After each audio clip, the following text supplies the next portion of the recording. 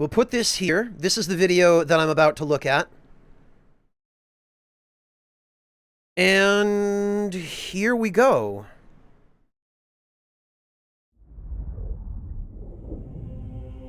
Soul of the lost withdrawn from its vessel. Let strength be granted so the world might be mended. Soul of the lost withdrawn from its vessel. Let strength be granted so the world might be mended. So the world might be mended.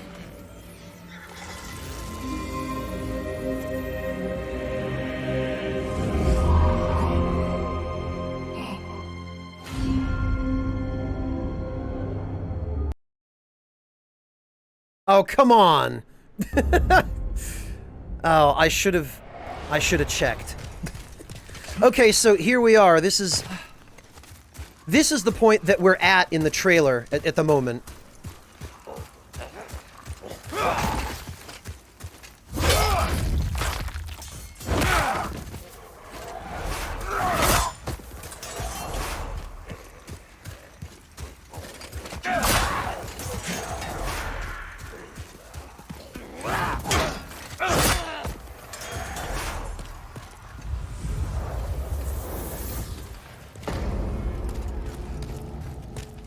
I'm just gonna shut up and let everyone watch and listen, and I'll go through it again to comment on it.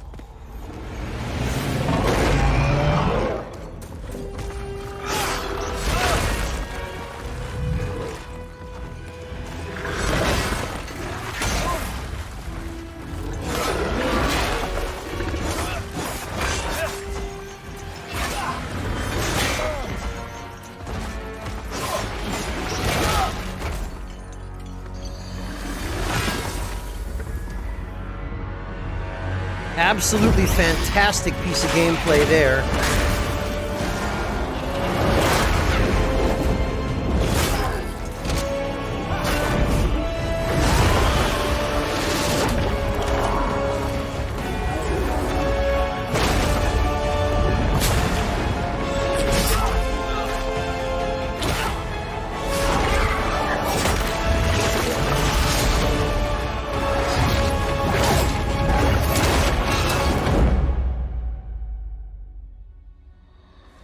All right, so I shall await thy return, Slayer of Demons.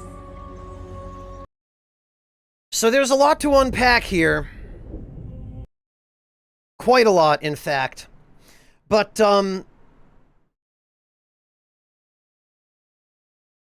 Miscreant, so it's going to be impossible for me to respond to absolutely every comment in chat here, and I apologize for that in advance. But there are some key things I want to talk about that have come up and that people have mentioned. First of all, and I apologize that I'm not actually able to stream this at the full 4K or even 1080p, because I'm streaming in 900p. But I did link it in chat for those who want to watch it, and I will link it again for those who are just arriving and want to see it at the full resolution. But first of all, visually speaking, I'm really impressed by this. It looks as though they recreated everything quite faithfully, right down to, if you look carefully at the entrance of the Nexus here, you can even see the messages plastered all over the floor in the same part of the Nexus where they are in the original.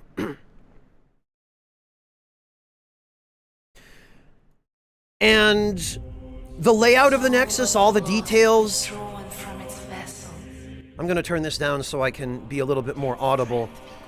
All of this, right down to all of the weird decorations and swords and seal type things in the statue in the middle, all of that is, it's a lot of detail, and it's been recreated quite faithfully.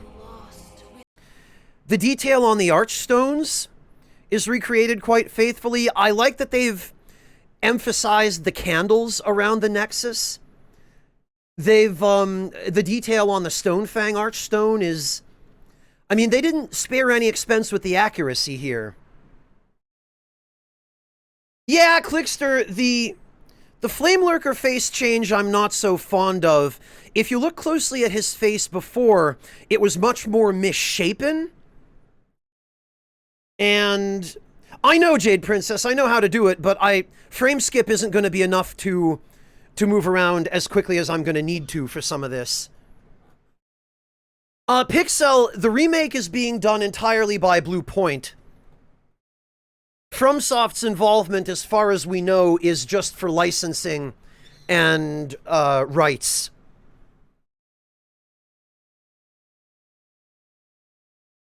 Drawn from its vessel. Let strength be granted so the world might be mended. The Maiden in Black looks just as she should. So the world might be mended. The one thing that does make me a little bit sad, and this is something that a lot of people have been talking about from what I've seen, is they have hired a new voice cast. I do not know if it's still through Frog Nation, but I don't think it is, because Frog Nation has a very particular set of voice actors and actresses who are fairly iconic for FromSoft games now. And it appears that Blue Point has used somebody else. I don't know if a different studio entirely, or if Frog Nation has just hired new voice actors. But this is not the same. It's definitely not the original recording. And I believe they said in an interview, Blue Point said that they explicitly had hired new voice cast for the game. And whoever they got, I mean, she's fairly close, but it's definitely not Iveta Murata-Silova. And that's kind of heartbreaking to me. But I guess I can live with it. It's a disappointment, but I do want to point out, I really appreciate the detail in the fluted armor here. They've kept it pretty true to the original, and it looks great.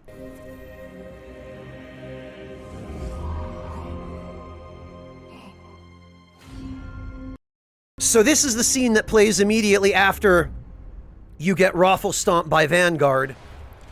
If you get Raffle Stomped by Vanguard. I don't plan on letting that yeah, I wonder how they'll handle that, Cost Parasite. I wonder if he'll still do his constipated screaming in the remake. I know, Street Shark, that's another thing that I'm really disappointed by, is that they went for this as an exclusive again. And from Sony's point of view, maybe they think it makes sense, but it's the end user who loses in the end. I don't know, Tenrai. I'd have to see the credits, but it doesn't sound like her to me. It's somebody with a very similar accent, yes, but definitely does not sound the same to my ears, at least. So, this is now the point in the tutorial that I've just played up to. One interesting difference I note here is that there's a little bit of fire on the ground that they appear to have added for flavor. And this section over here on the left, that in the original you just walk through and drop down. They appear to have added this as a spot where instead you use the vault. Because right here, he jumps over and falls down. And another interesting detail they appear to have added here is that there's a ladder now. You can see here that for whatever reason, they've added a ladder so that you can climb back up. And this didn't exist in the original.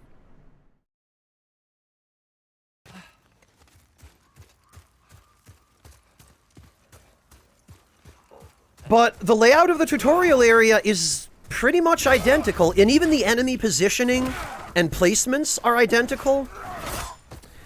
And the enemy behavior, which is something that especially interests me. And also, let me back up for a minute here. I want to point out, and I'd like to see if we can get a clear frame where this is visible, but this is where I am going to try to use frame advance.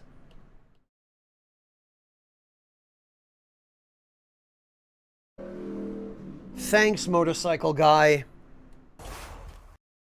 Okay, I guess this is the best we're going to be able to do, but these blue pennants hanging from the walls here are the same ones that you see in the Boletarian Palace.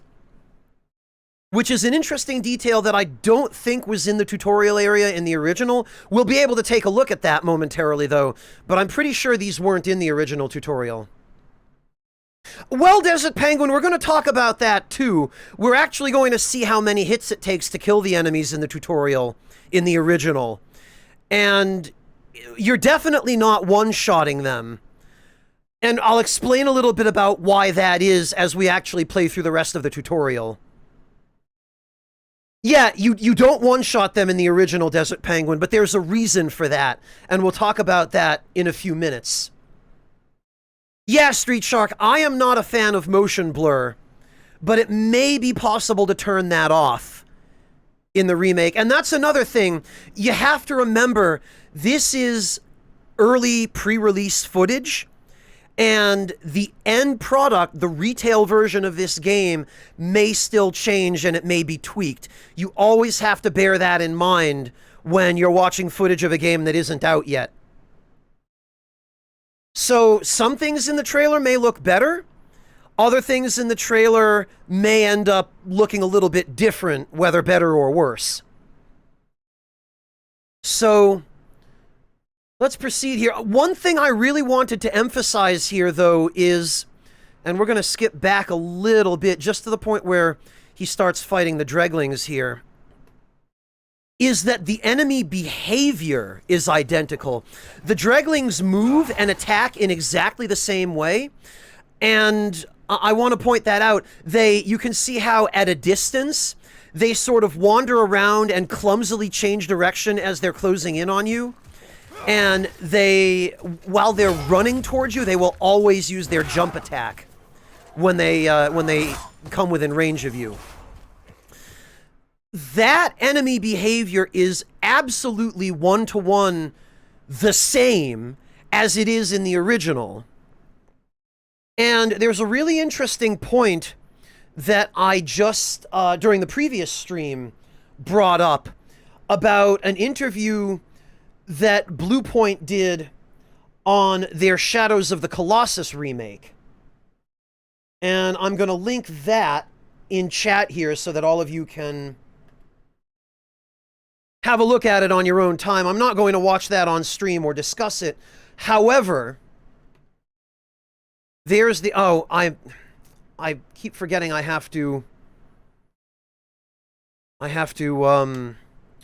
cut part of that link off. This is an interview with Bluepoint about their Shadows of the Colossus remake. And one really interesting point that they make in this interview is that for the Shadows of the Colossus remake, they ran the original game's engine in parallel with the new engine that they developed for the remake. And they had their new engine basically pulling and executing code from the old engine, because I guess it was somehow more efficient than having the new engine do everything. And I guess I can kind of understand how, because if you've already got the original code running and being executed and you can just use it for your new engine, I can see how that would ease the processing burden and make it simpler for Bluepoint to just build upon the old engine rather than create everything from the ground up from scratch. I'm not a programmer. I'm not intimately familiar with what the exact benefits of that sort of system would be. But I do know from having talked about it with a couple of my friends who are, or at least who are better versed in that stuff than I am, that that system, if they use the original engine and the original code for Demon Souls, for this remake, it would mean that the enemy behavior would be pretty much identical rather, because the original engine would be what handles the enemy AI and that sort of stuff. That's all done through the original game engine. And if you watch any of Lance McDonald's streams where he shows the debug features or any of the enemy AI stuff, you'll see that in action. So the takeaway there is, if they use that same system with the Demon Souls remake, then it's probably going to be, as far as gameplay and enemy behavior, probably going to be very, very accurate and true to the original. And the more I look at this footage from the trailer, the more I see how similar the enemy behavior is. It does really begin to look to me as though they're executing enemy AI code from the original engine here, because the Dreglings, the bosses, the Boletarian soldiers later in the tutorial are behaving exactly the same.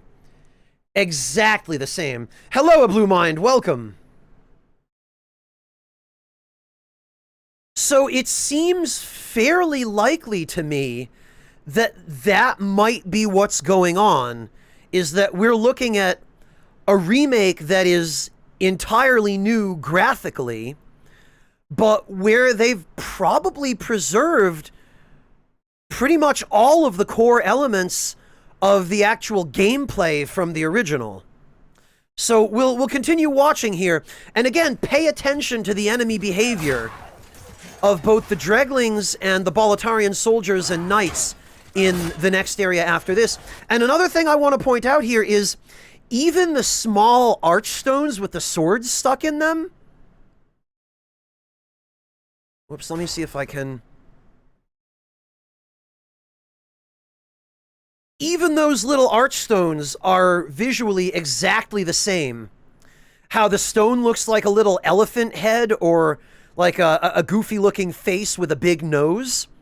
You can tell in the detailing here, in the footage, that Bluepoint has preserved that, and it is exactly the same. Yami, there are places where that looks true, but on the whole, it seems like they've really put in a lot of work to preserve as much of the original environments as possible. I agree, I'm not fond of stuff like the visual changes to the Flame Lurker, because I think his original, more deformed, misshapen design was... I think it gave a better sense of what the world was trying to convey in terms of everything being imperfect, I guess maybe is the right word, but looking at the environments here, I'm really happy with how they've recreated the world overall.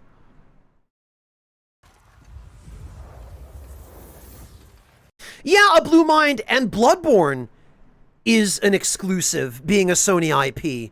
That's just what they do. Sony is a first-party publisher. They have their own hardware. So, you know, it's just... It's unfortunate for the user, the end user, but that's just what first-party publishers do. What pre-order exclusive Scythe said it? What are you talking about?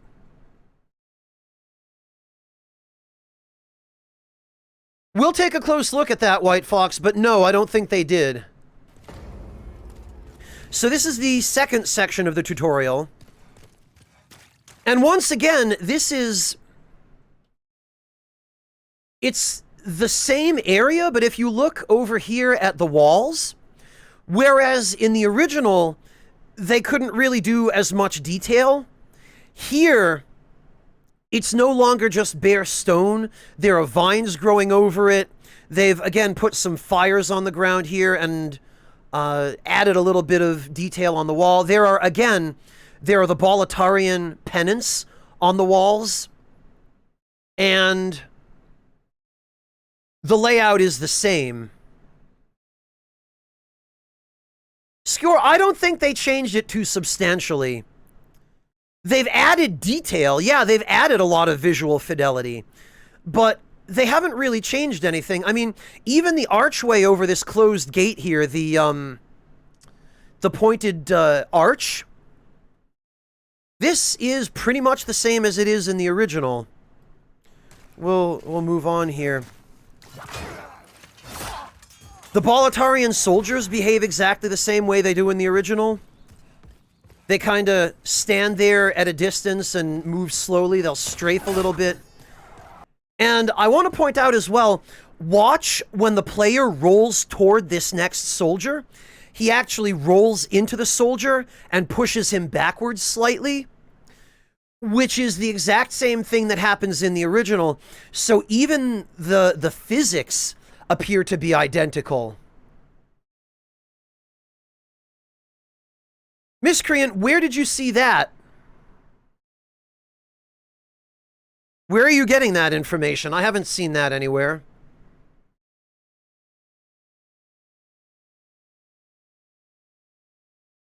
Yeah, Shion, if you have a link, I'd be interested to see that in chat.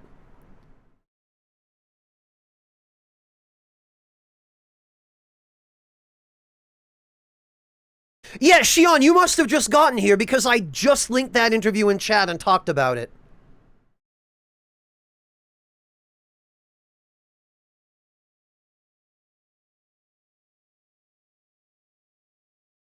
Let's see. Pre-order weapon bonus.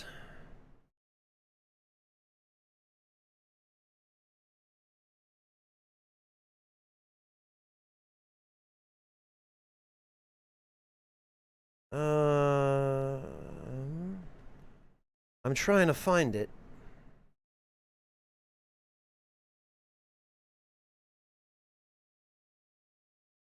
The Reaper Scythe weapon, once wielded by the sorcerers who commanded the spirits of the dead. Pole weapon with a curved blade on one end that is so sharp, they say it can sever your soul from your body. Oh, okay.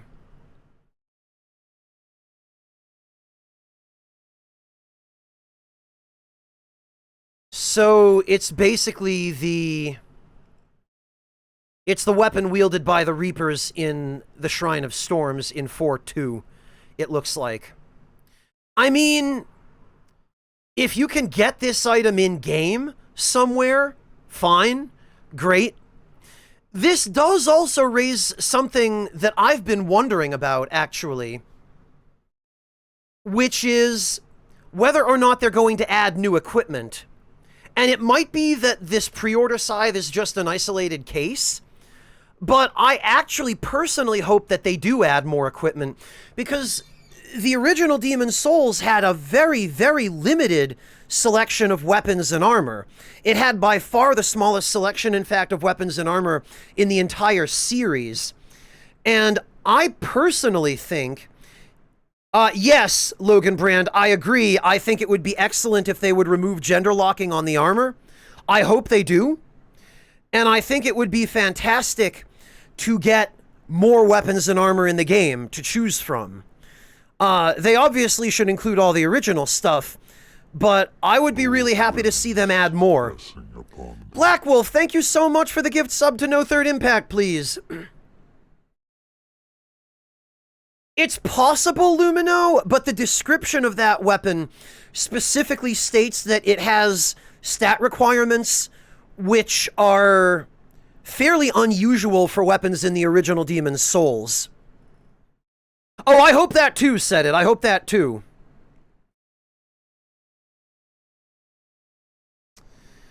Decoy, I do wonder how they're going to handle that. But unfortunately, they don't give us any indication of it in the trailer. So, I mean, the scythe being a pre-order bonus, fine. I hope you can obtain it in the game. But since it's expressly a weapon that's used by an enemy, that enemy almost certainly will drop it. I hope so, Luminu. I hope they don't do what Bandai Namco did with magic in Dark Souls 2 and 3 and just destroyed the utility of miracles and made sorcery require ridiculously unreasonable stat investments in order to be worth using.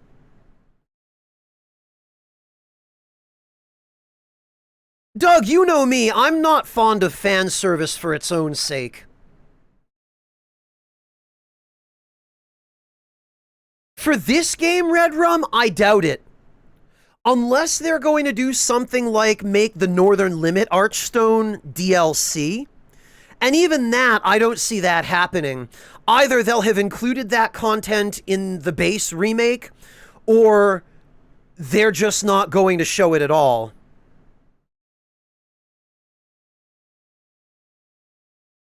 Or rather, they haven't, it's not going to be in the game at all. It's going to be one or the other.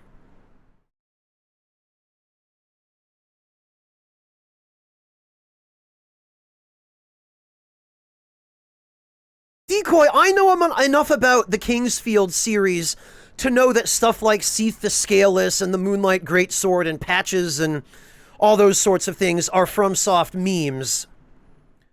But there's a difference between that and the sort of absolutely shameless recycling of content that they did in Dark Souls 2 and 3. Like, constant shameless recycling of content. Alright, so watch again as the character here rolls into the Boletarian soldier and pushes him backward. You see that? How the player physics interact with the enemy physics in exactly the same way in the remake that they do in the original? So even that bit of jank still exists. The Boletarian Knights here, you can see that they still have the exact same moveset, the same behavior, right down to that shield bash.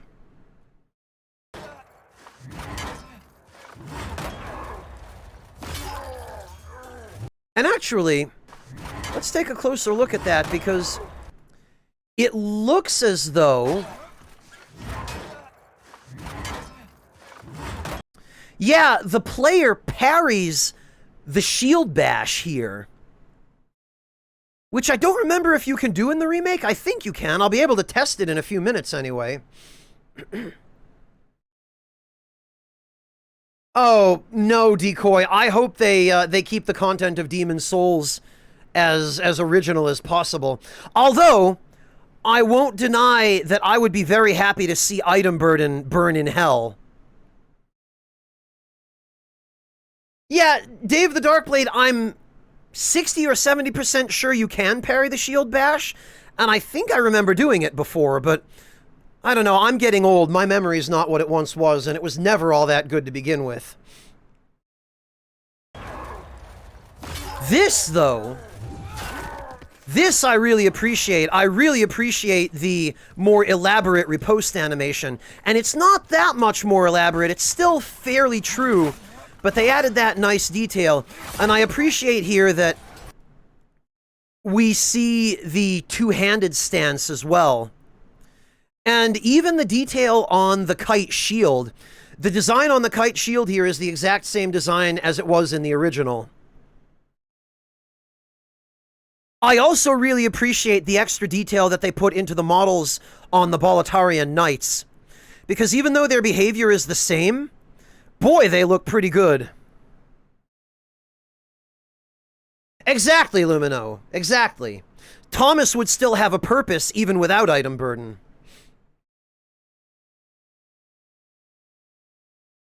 Warrior, if they use the original engine in parallel with the new one, it's quite possible that it will. What I'm more concerned about is, will the spell swap glitch still be a thing? Like, are we going to be immediately seeing Running Firestorm and Instacast Wrath of God in 1.0, you know? I agree, Cobra. The environments are still quite true to the original, but the detail is just so nice. And I want to comment now that I have an opportunity, because he's just one-shotted this Boletarian Knight, which you definitely don't do in the original. So the explanation for that here is simply that the build of the game that is being used for the trailer footage is certainly a debug build. And what these companies tend to do is they will make special builds that are explicitly, like they'll roll a build off the build machine expressly for visual demos, and they'll tweak that particular build for maybe higher visual fidelity or for a smoother frame rate or whatever, for the purpose of making their footage look as good as possible, which is why I say temper your expectations as far as the retail builds, because they may not look or run exactly as this demo build does. But these demo builds, almost invariably, they are not balanced in the same way that the retail builds are. And they are balanced, in fact, expressly for demo purposes, which may mean that one of two things is going on here. Either the enemy HP has been deliberately lowered purely for the sake of this demo, or the person playing the demo is using debug functionality to do additional damage to kill the enemies faster, because they don't want to spend too much time just hacking away at these enemies. What they're trying to do here is to show, really, it looks like, based on what they've done during this footage, they're trying to show the environments more than anything.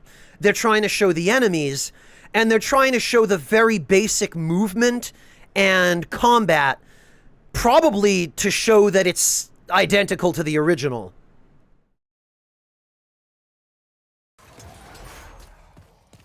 Squireburn, but again, even that may not be representative of the original. They may have just jacked up this demo character's vitality. Or his endurance, rather.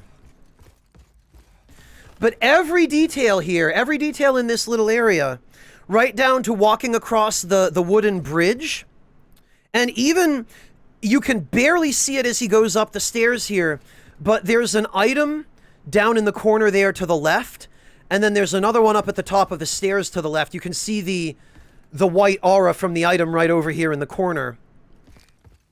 And he doesn't pick it up, of course, but as he goes around the corner into this next area, they preserved the fact that there's this big fire pit with a cauldron with all that gross, nasty, probably human flesh simmering over the fire. The Logan brand, the messages on the ground are in the tutorial in the original as well. They just tell you the basic functionality of combat and how to use your weapons. And again, even the little furnace underneath the cauldron here is the same, with the little boxes on the ground with the sacks in them. Every detail. Once again, right down to the enemy placements, with the Boletarian soldier here, and then the crossbowmen guarding the fog gate.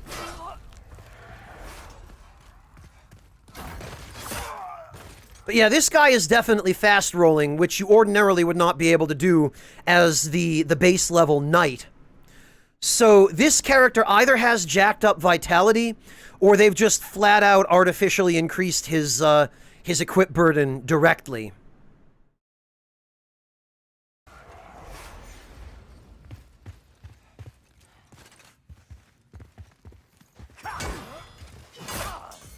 The soldier's position here is the same. I really appreciate, if you look closely, when the soldier here dies, he actually has an animation and a sound effect for dropping his sword on the ground. And I'm going to turn that up a little bit so you can all hear it.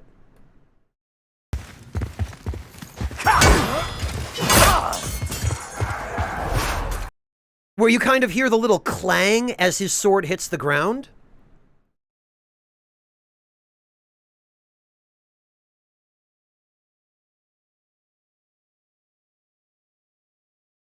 Hello, Shinnywing, welcome. Well, Kuchu, a normal player in the original also dies in 2 hits from Vanguard. So that's not unusual. But the death to Vanguard in the demo here is very absolutely deliberate. That is very, very definitely deliberate, because they almost certainly don't want to show the little extra area after Vanguard. For the people who don't know about that, there's no way they're going to want to show that.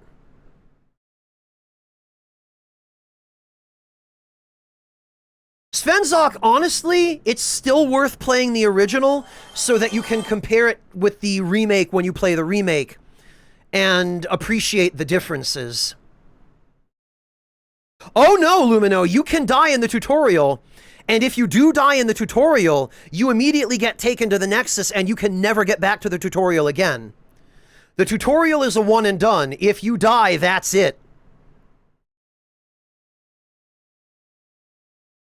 Yeah, no one likes Dan. Exactly. A normal player, first of all, would have healed in between, and even a normal player of an average skill level would have lasted a little bit longer against Vanguard than this guy.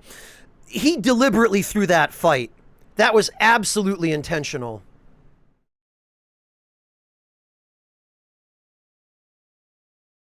No, Red Rum, you can absolutely die in the tutorial before the boss. You absolutely can.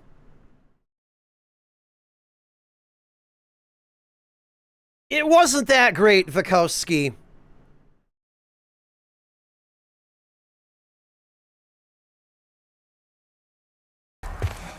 Did I say the DS1 remaster? I meant the Demons remaster.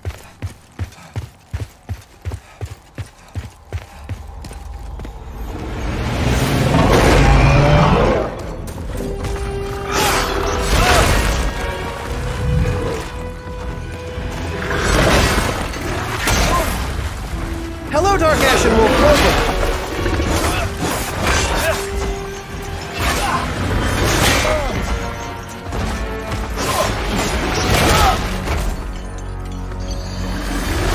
So there's the fight with Vanguard. But let me actually turn this down a little bit. First of all, I want to point out that his boss music is basically a nice orchestrated version of the original boss music. Yeah, Lennox, but they started doing that kind of thing in Bloodborne. So it's not unprecedented for the Souls series. I want to point out that, yeah, Logan Brand, that's why I say this character has to have super, super high endurance. Because there's no other way he'd have the stamina to block an attack from Vanguard. Normally, Vanguard's attack would just instantly deplete your guard. So this character probably has super jacked endurance.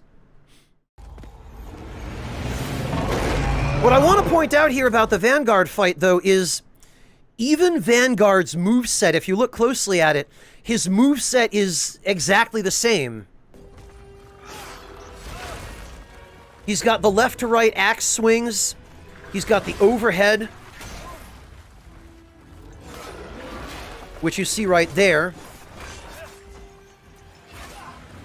And then he's got that one he just used, where he holds his axe toward his left side right here, and then he waits a second or two, and then does a really wide sweeping 220-degree frontal arc, sort of a slash.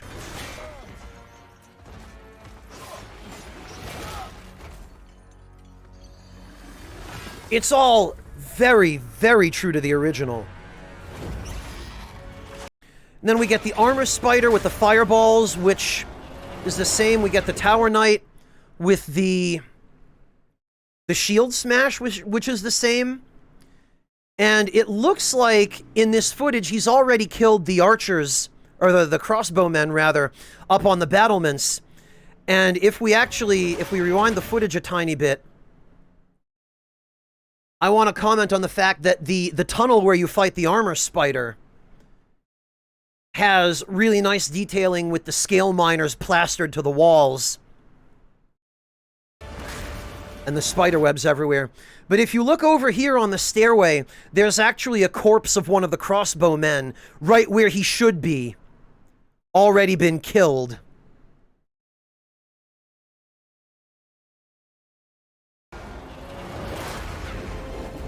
No, Rheinmetall, we just talked about that. You must have just arrived.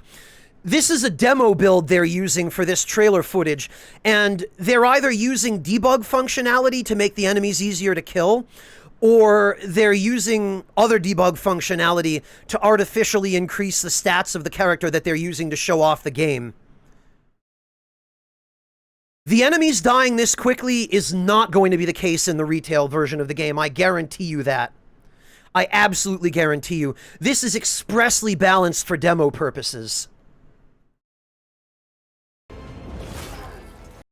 And right here we see the path leading to the Tower Knight boss room. So this footage is slightly out of order. And everything again is true to the original.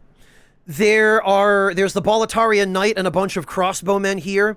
There's the cart, which looks like it's already been destroyed here. Even the patterns on the sacks are the same. Like, if you look closely at this pattern on this canvas bag here, it's the exact same pattern as it is in the original. Yeah, Clockwork, but that's fine, right?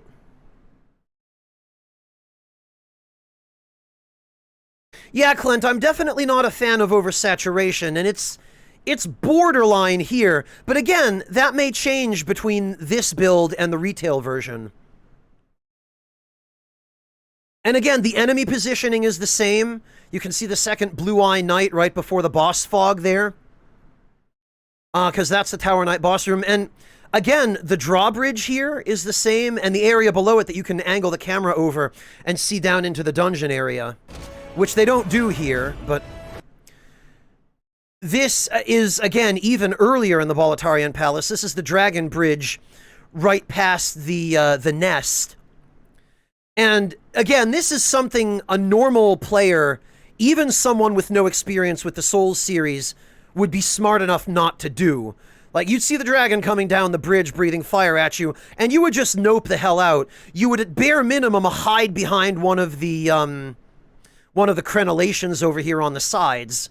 But this is just a really epic, exciting-looking shot of the dragon flying toward the bridge and down the bridge, and the player running toward him. And hey, we've got to get some cool footage for the demo. What do?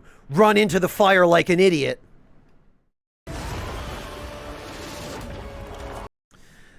This I really appreciate, because Latria was one of the areas I was most worried about having its atmosphere preserved, and it's definitely a little bit lighter. The darkness in the remake here isn't quite as pronounced, but I think overall they've still really captured it. You can even see the gigantic heart in the main tower. I appreciate that they've emphasized the torches and the pillars, and there are these interesting sources of bluish light in the environment as well that I don't strictly recall, as well as sources of a more white light along the exterior of the main tower. So they appear to have emphasized some of the environmental lighting, but it also looks as though they've preserved some of the original oppressive atmosphere and just the cloudiness and the darkness and the gargoyles certainly as well.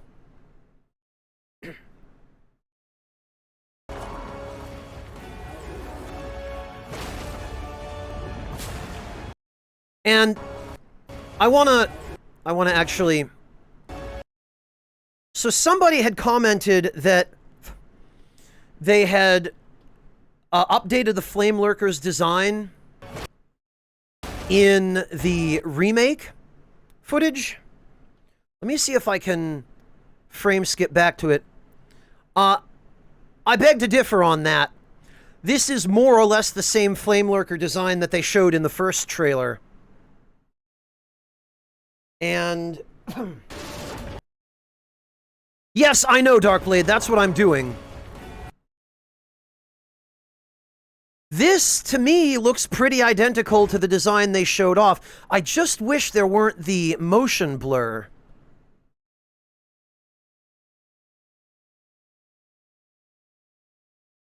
Here we go.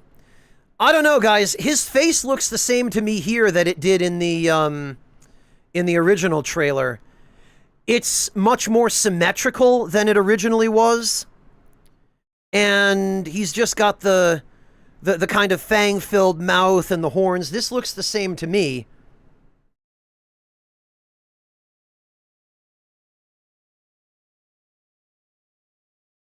But we also don't get a really close look at him here the way we did in the original trailer. So it's a little bit difficult to tell. Phobos, what is this? Oh, it's a link to what appears to be a very high-res... Oh, okay, yeah, you can zoom in on this one, Phobos. Thank you for... yeah, now that I zoom in on it a little bit, it looks like they might have... Okay, yeah, I see that now looking at the footage and looking at the high-res image.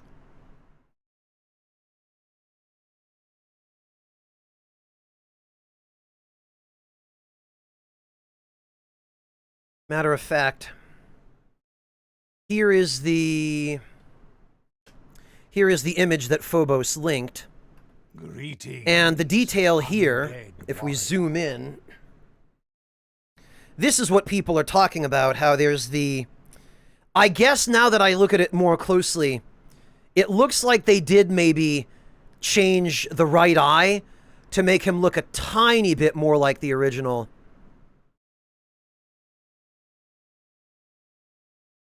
Alright, yeah, that definitely is a marked difference from the very first trailer of him.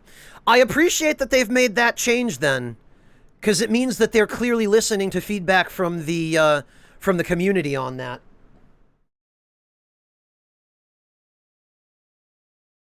So thank you for providing that, Phobos. That was definitely helpful. Oh, Zayasu, did Lance post a comparison too? Yep, he sure did.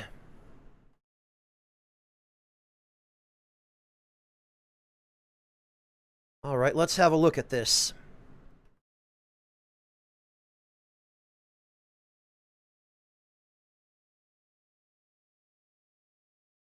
Yeah, this is the original. And this is what I mean. This is what people were talking about.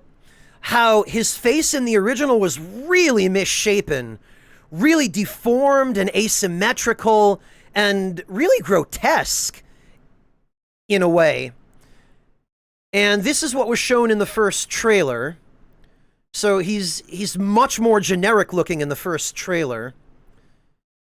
And then here's here's that high-res image from the new trailer from yesterday. So it does appear as though they've changed it after all. You guys are right. Now that I see this, the differences are definitely apparent. Hello, Pop Goes My Heart. Welcome.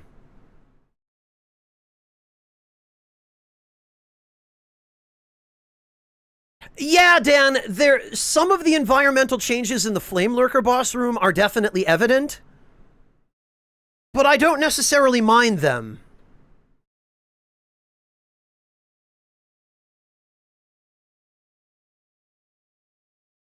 This, I could definitely live without.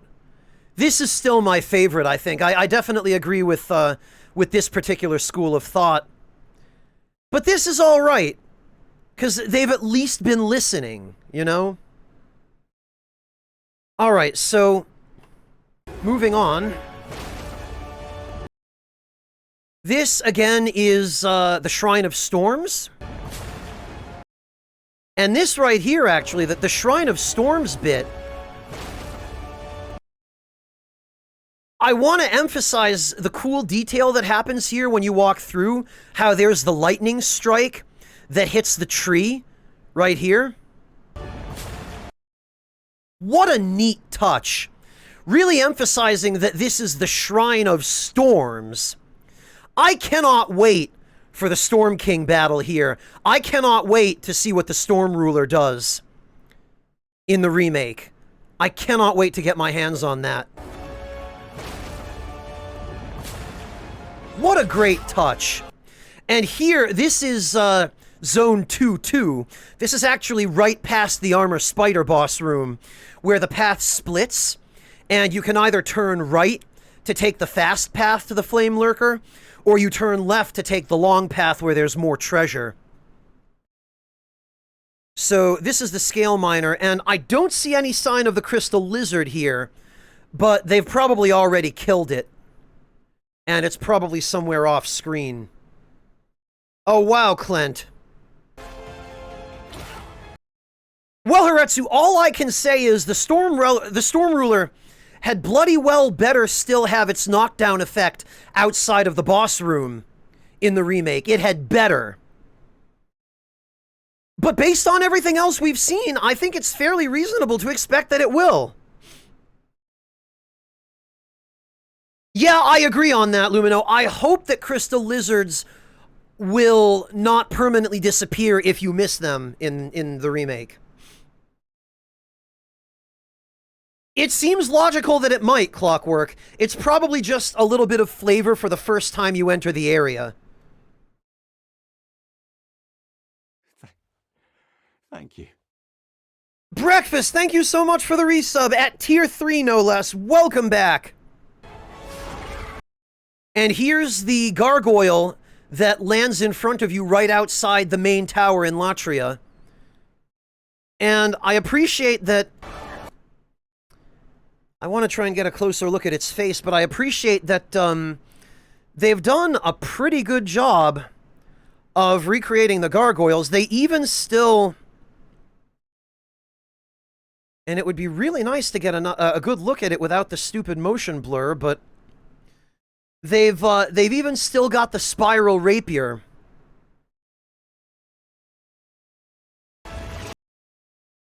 This is really interesting to me because it looks like... Because what's happening here is the armor spider is basically spewing oil down the tunnel and then lighting the oil on fire. This attack did not exist in the original, but based on the range it covers and the way it behaves, it looks as though it's meant to replace the flame breath attack, where the armor spider will gradually begin charging up fire, and you have about 4 seconds to respond to that telegraph by running back down the tunnel toward the entrance, because about 2/3 of the tunnel eventually get filled up with fire. And this attack appears to cover the exact same range, and it appears to give you a similar telegraph where you see the oil on the floor a few seconds in advance. And yeah, that's exactly what I'm describing here, Haretsu. It's the fire breath attack.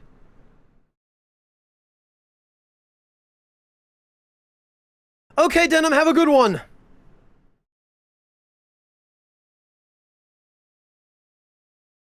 So this oil ignition attack, I am going to go ahead and guess replaces the original fire breath attack, just because it functions, apparently, from what we're seeing here, it appears to function in exactly the same manner. Because you see how it gradually works its way down the tunnel, gradually fills up the tunnel with flame, and it's basically area denial? Which is exactly what the flame breath attack was, and we might even get to this boss today with a little luck. But I want to take a moment to appreciate the actual dynamic lighting from the fire.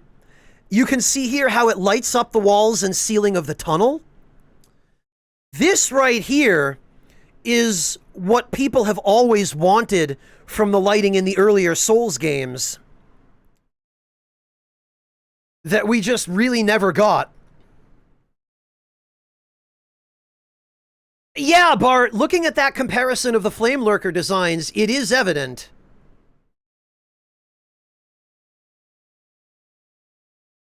Yeah, Souls at Zero, I wanted to go back and try and take a look at that in the beginning. I will be getting to that, probably at the end of the little analysis of the footage here. And there's the Reaper, a very, very brief shot of the Reaper. There he is. So there's the altar in the Shrine of Storms. This is the first Reaper. And it's really interesting to see the particle effects on the scythe attack here. Because he didn't have that in the original. It was just a straight scythe sweep. And most of the time, he wouldn't even do that. He'd just use his version of Soul Ray. Oh yeah, Doug. Well, it's one of the things Dark Souls 2 lied about. It's one of the things that that game lied about most blatantly.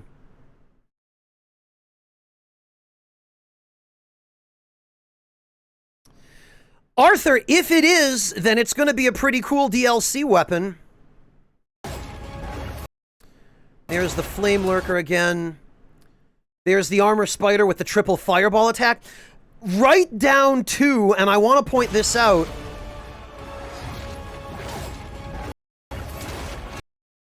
the pattern in the fireballs, how it leaves you with an opening in between the two, the left and the center fireball, whereas the center and the right fireball are much closer together. Even the spread of the fireballs in this attack is identical to the original. I've heard of that mod, no one, but I haven't actually seen it myself.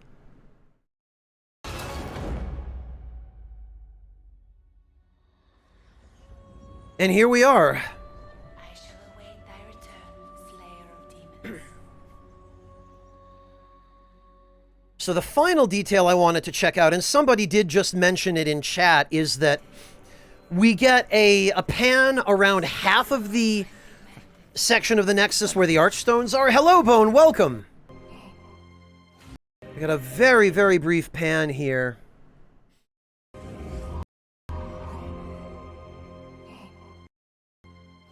See if I can find the, I think it might be here where they zoom out on it. It would be... Nope, we don't get a good look at it there.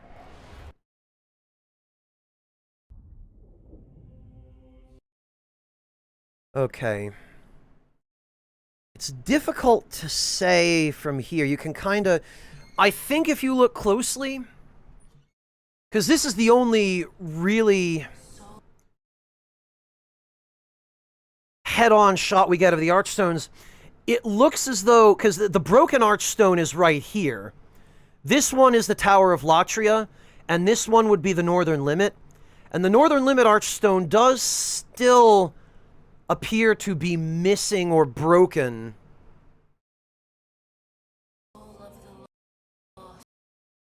This is about as close a look as I think we're going to get at it. But yeah, you can see the detail of the Latria Archstone on the left, but the Northern Limit Archstone is conspicuously not visible here. Like, not even any detail of it is visible, which does seem to suggest that it's probably still broken. We might get a better look at it.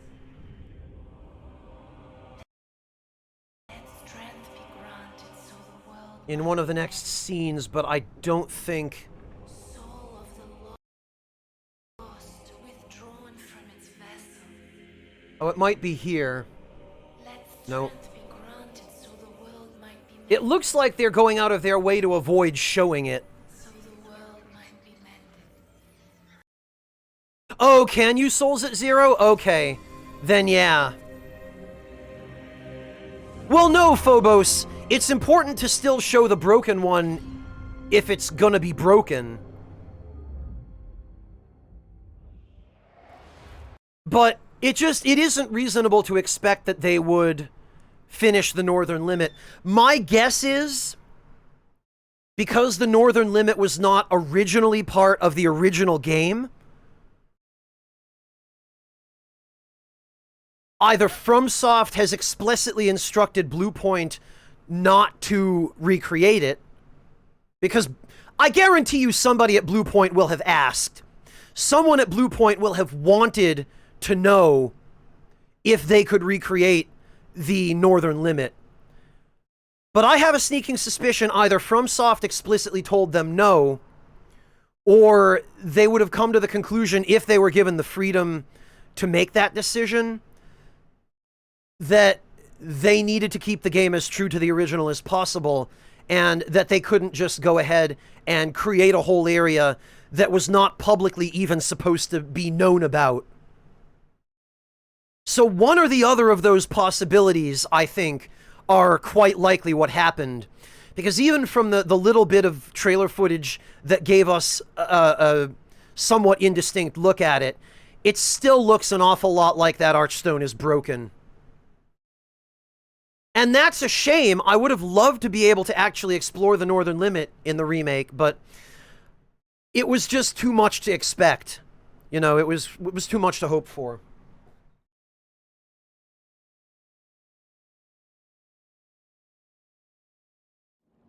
But ultimately, I think I can live with that.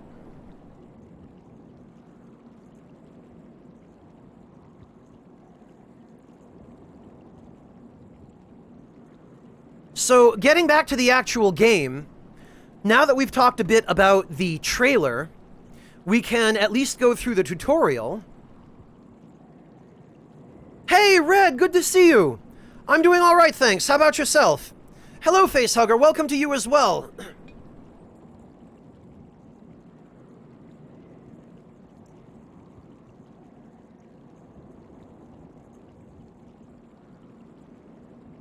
I plan to, Arthur.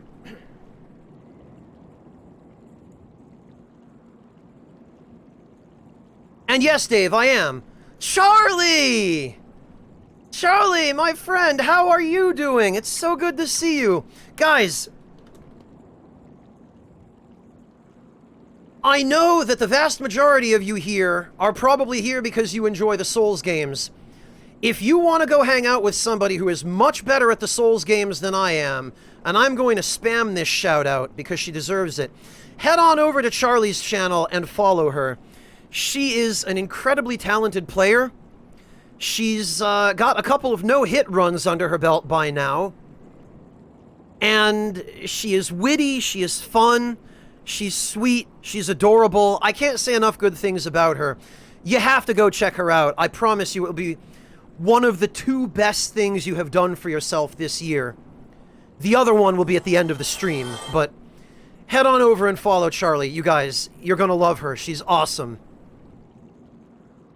Hey, Yorshka, welcome. Good to see you. Thank you so much for stopping in. Sam, I don't think I have even seen the cover art for the remake yet. Also, thank you for the bits. Very much appreciate that. Yeah, Ryan Metal, and my personal suspicion is that I'm pretty sure FromSoft is hands-off on this project. Because all of the marketing has made it pretty clear that Bluepoint is doing all the heavy lifting here. And FromSoft would absolutely need to be very heavily directly involved in order for the Northern Limit to ever happen. And my personal guess is... Breakfast, thank you so much for the tier 3 sub to Charlie. My God, man. Well, thanks for that. And the Animal, thank you so much for the 12-month resub. No, Phyla, Studio Japan would be on the Sony end, and that would just be the publisher side. Lord wins. In order for... Blackwolf, thank you so much for another gift sub to Lin Shao. Oh, yeah, definitely not the original, Sam. Maybe not the image I would choose for the cover art.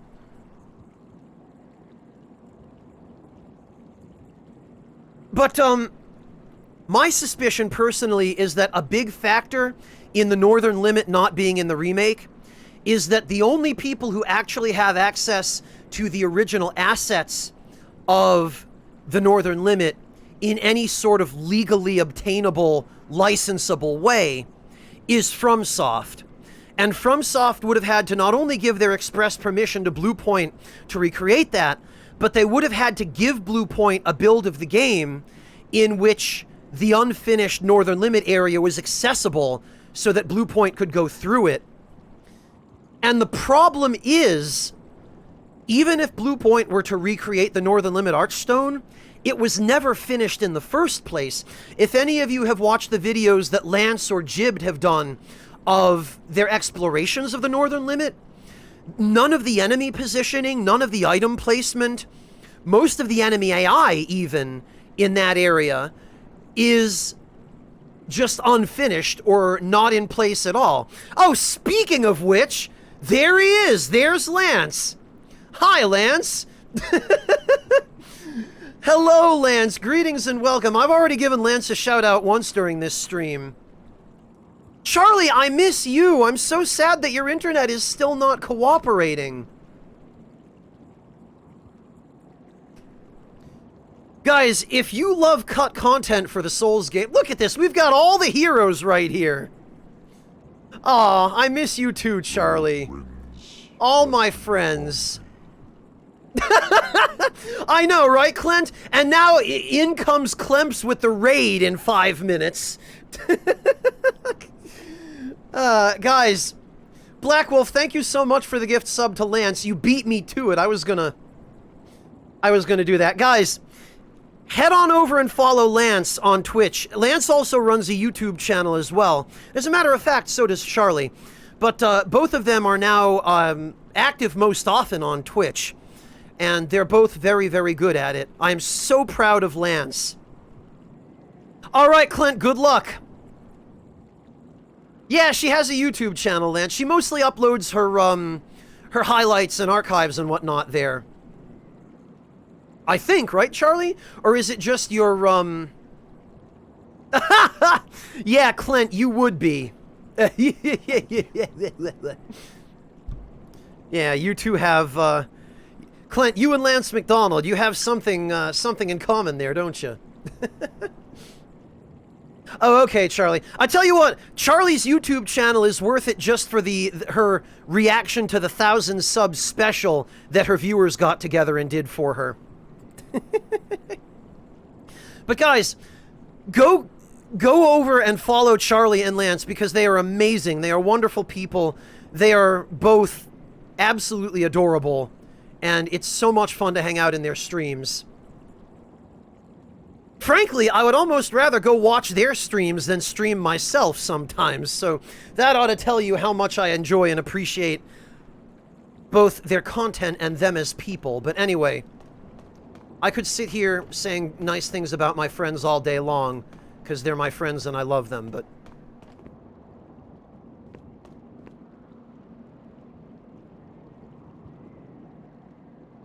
But let me try, actually, and focus a little bit on what I originally came here to do, which is to talk about, to at least some extent, the differences. Because here... Oh, that's sweet of you, Breakfast. Here, where we saw in the footage just now, there's somebody tried to patch up this hole in the battlement with some wooden boards, and you vault over it. Here, you just drop down, and there's no ladder leading back up in the original. But the messages on the ground are the same here as they are in the remake. These are just tutorial messages that tell you how to do your basic command inputs.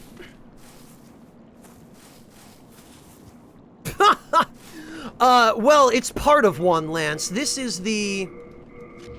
I started as a Temple Knight, because it's the optimal starting class for a regeneration build.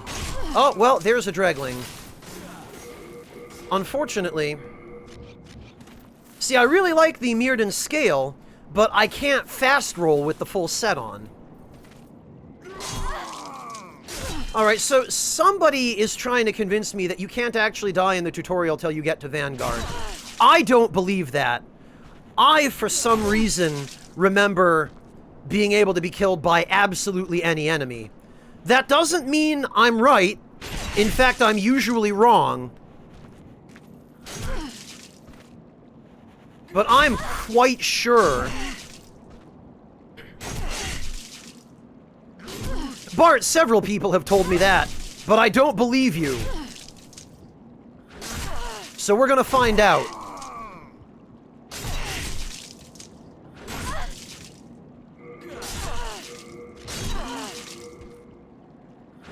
Well, how about that?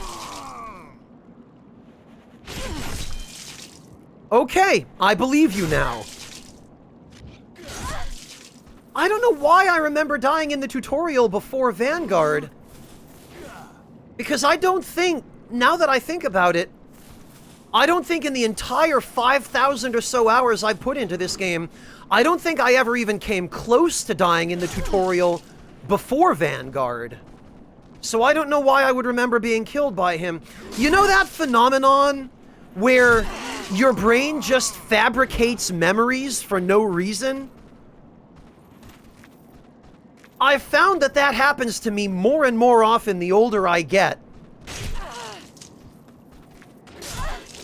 No, Haretsu, because there's no place in the tutorial where you can experience a fatal fall.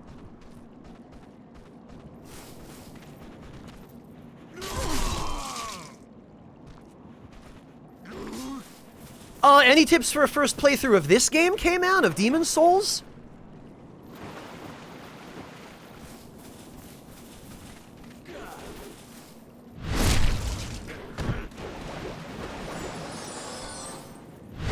Well, yeah, Karamai, but I don't know why I would subconsciously just create a memory of that specifically. It just seems so weird. Like, what reason would I have? But then again, I guess the subconscious mind doesn't really behave according to any real logic. So it's probably silly to even ask that. Oh, you just got a PS3, K-Man. Congratulations.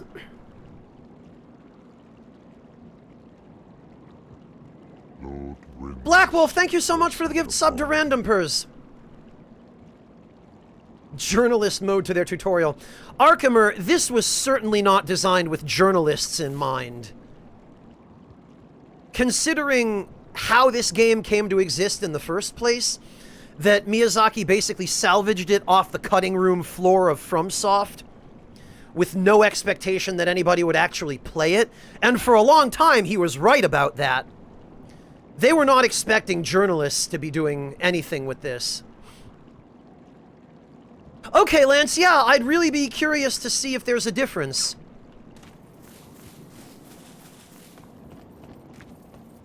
And yeah, you guys are right. We should check to see if it's possible to die in the next area. I have a feeling...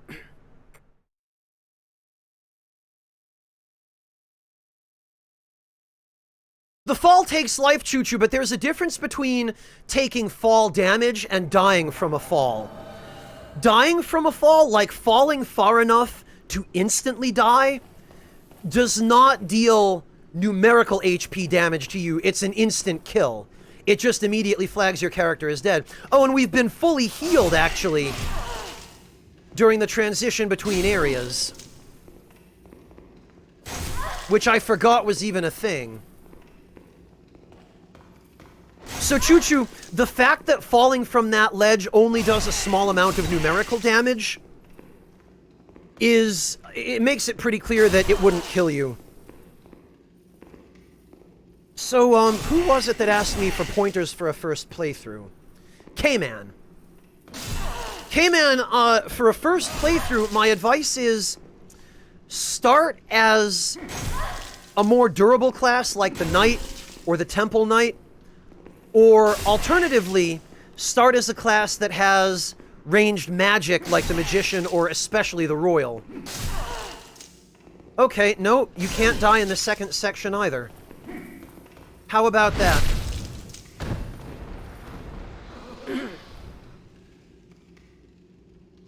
Yeah, Haretsu, I guess so. I guess that makes a certain amount of sense. I wonder, though, if certain enemies can kill you. I wonder if... Yeah, see here, look at this. The Balatarian soldiers behave exactly the same. The same sword swings. The same slow, ponderous movement, how they kind of strafe sideways a little bit, then they walk towards you really slowly. They kind of awkwardly navigate. And you saw that with the Dreglings in the previous area as well. How their AI still awkwardly navigates even relatively straight paths. You see how he's kind of turning sideways and rotating around a little bit in the wrong direction to try to chase me here? Like, the AI can't even handle relatively straight pathing. And that's pretty noticeable even in the remake footage, which suggests to me that they probably really did go with the running the original engine in parallel to their own and pulling all the AI scripts from the original engine, because the enemies in the original and the enemies in the remake footage that we saw are acting exactly the same. And as for the Blue-Eye Knights here, no, even they can't kill us.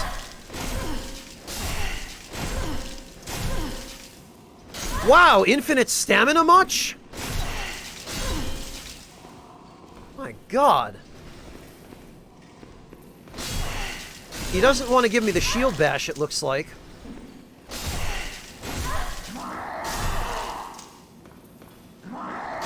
Come on, man. Actually, let's bring him out here so we can pull the camera back a little bit. No, that wasn't the shield bash. Doesn't look like he wants to do the shield bash. Oh, you know what? It's because I have to be guarding. Which means I'm going to need to equip my own shield here. He'll only do the shield bash if you're blocking, if I remember correctly.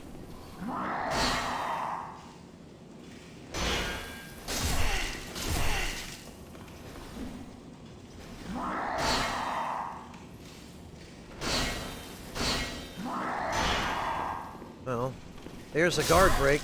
He still doesn't want to do the shield bash, though. It might be because the AI scripts of these particular Blue-Eye Knights for the tutorial are slightly different than the AI scripts of the standard Blue-Eye Knights.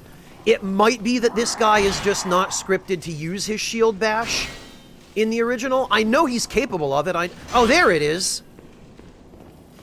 He just didn't want to do it for me when I was actually paying attention.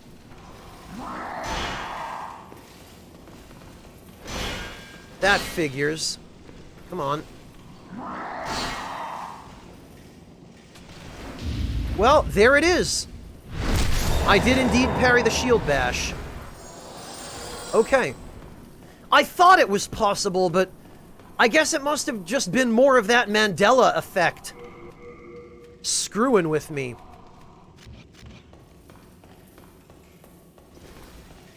And this guy, you'll note that this guy here, he expressly has a very different AI script, because I think there's a message on the ground here that tells you about blocking. Yeah, wield weapon with both hands is what they're trying to do, which is exactly what he did in the tutorial, in fact. He two-handed his weapon right about here in the remake footage. Hi, Shirosuke!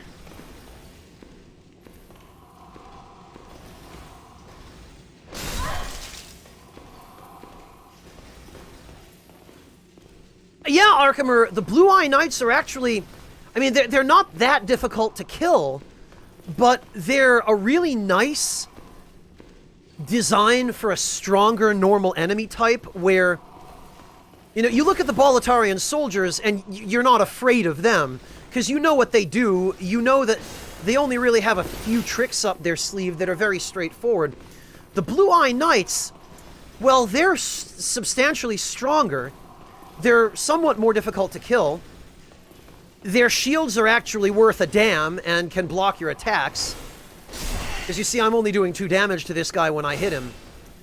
And that's why we were told by that message there to two-hand the weapon.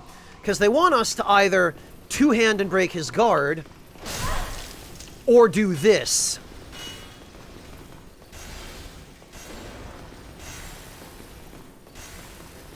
And then just attack him after shoving his guard open.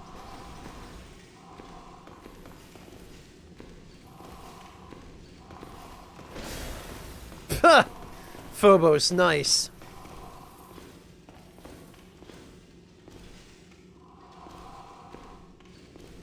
Charlie, her voice actress sounds like a different person to me in the remake footage.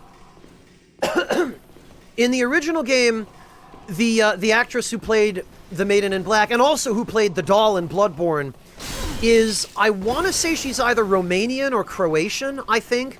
Her name is Iveta Muradasilova. I'm not exactly sure on the pronunciation of that last name. A 6-syllable last name isn't unusual here in Europe, but it sounds like a different voice actress with a similar accent, to my ears anyway, in the remake. And they did... No, it says 1, Rheinmetall. Up at the top there in the center, 1 HP.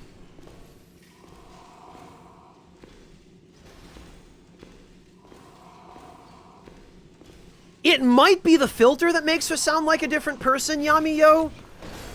But I don't know. To my ears, it sounds like... I mean, I would be very surprised if that's still her. Anyway.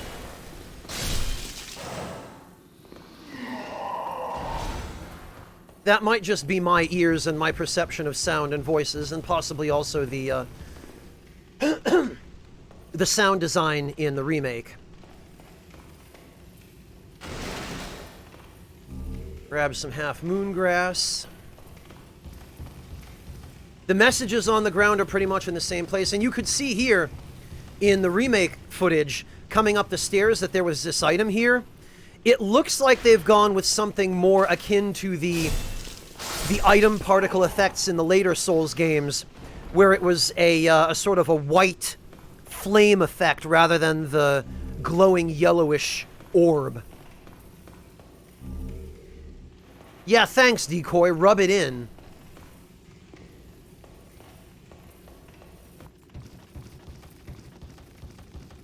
Yeah, Decoy, I just said that. And here's that little, well, the big oven with the cauldron of... I don't even want to know what that is, simmering away. Not only was this recreated one-to-one in the remake, but even these 2 boxes filled with sacks of what I presume must be some food stuff, grain or something, they're in the exact same position in the remake footage that they are in the original.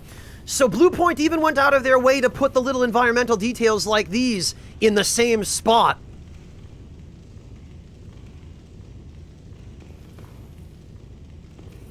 Yeah, that's what it is. It's chilly. The soldiers at the outpost were having Mexican night.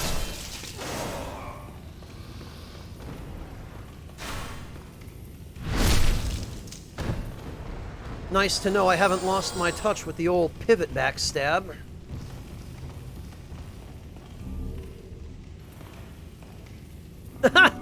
Yeah, Sylphie, I can certainly understand that. And there's this guy. You'll notice that when we kill him here, his sword does not make a clanging noise when he falls to the ground. And in fact, he doesn't even drop it.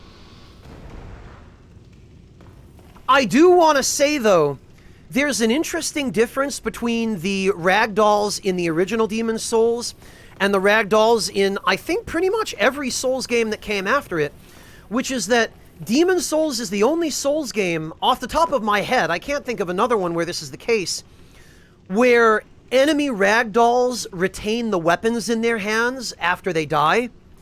In every other Souls game after this, at least to the best of my recollection, weapons disappear from the hands of enemy corpses, provided the corpses themselves don't completely disappear.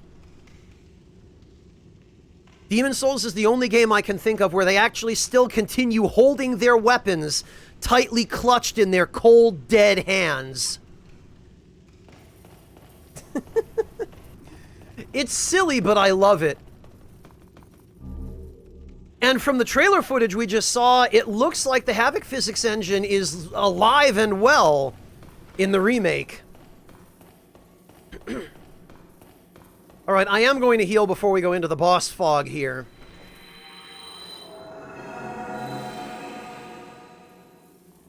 Oh, I don't have enough MP. Oh well.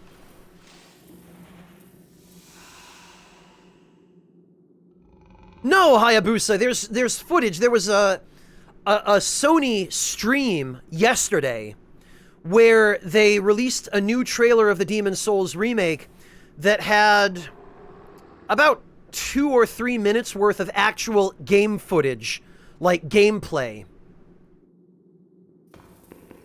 And I just finished a few minutes ago doing an analysis of that footage, so watch the VOD if you're interested.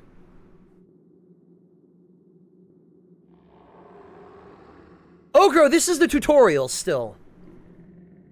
We're in the very, very beginning area right after you start a new character. No, unfortunately,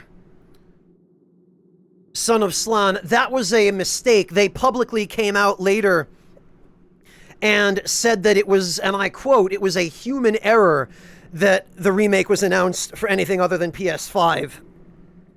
They walked that back really quickly, and I'm pretty sure whoever was responsible for making that mistaken announcement is probably dead.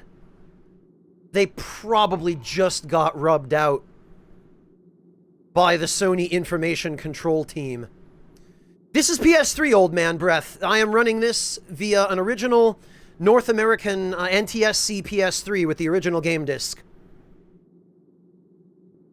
Yeah, Arcand, but it kind of makes sense that it would be a launch title, because since it's a remake of an existing game, and since by all evidence in the trailer footage we just watched, it seems as though Bluepoint did, in fact, use the original game engine running in parallel with their new one, which would have saved them a lot of effort on the development process.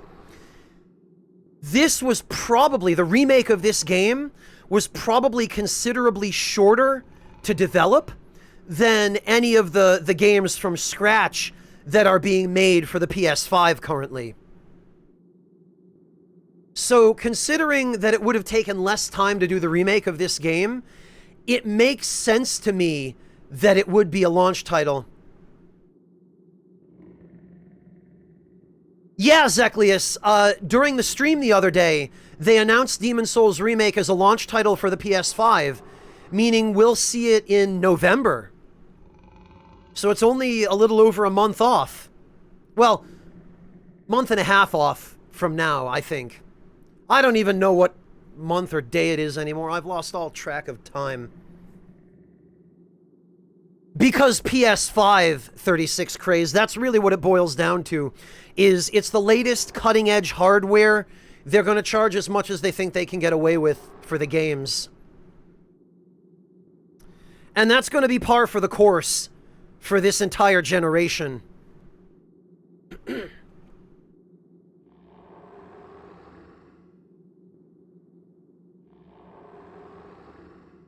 Fantasy may cry. Yeah, I guess.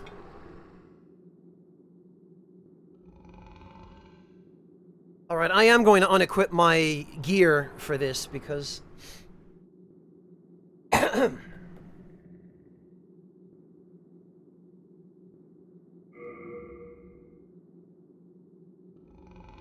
No, Rowistig, we've already dug into that, and the Archstone is still visible, barely visible, but still visible as being broken in the footage of the Nexus in the remake.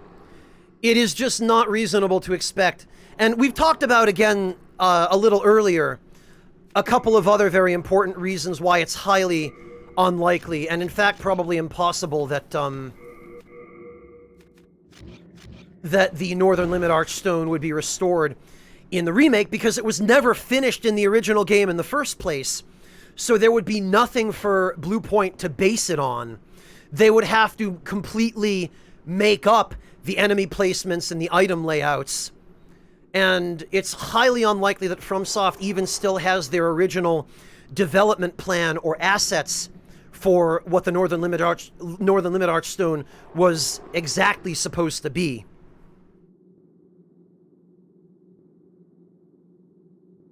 So, anyway, let's head on in and... Okay, Black Knight Sprite, rest well, have a good one!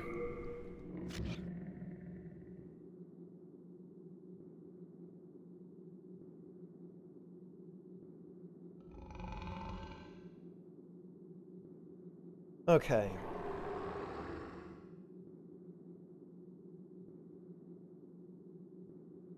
I guess I don't have any other form of healing grass, so this will suffice.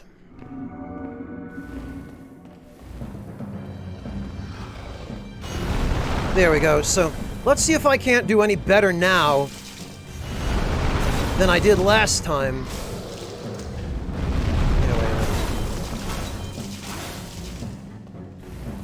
The trick here is to stay behind him at all times, absolutely all times. And you want to try to stay behind his left shoulder if you possibly can. And if he does that really wide frontal axe sweep, yeah, that's what catches you.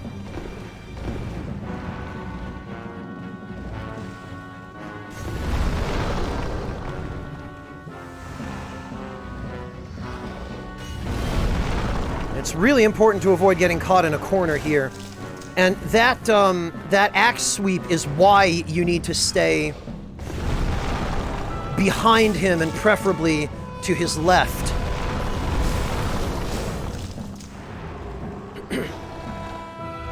The butt stomp is pretty easy. The problem is if you get stuck in a corner,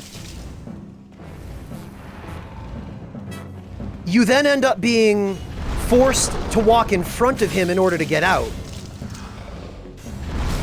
And that can be dangerous if you can't strafe all the way around him.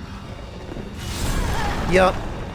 And that's exactly what happened here. I got pinned against a wall, and I couldn't roll far enough clockwise to get away from the axe. In that situation, you kind of have to roll backwards. But whatever. All we miss is the area beyond this, where we get a little bit of extra hardstone and sharpstone and a couple of souls. Yami, as always, I'm going to chalk that up to the LP tax. And here's that cutscene again that you just saw in the remake footage. Here's the original version of it. Let strength be granted so the world might be mended. Soul of the lost withdrawn from its vessel. Let strength be granted so the world might be mended. K-Man, you put an SSD in your PS3? Might be mended.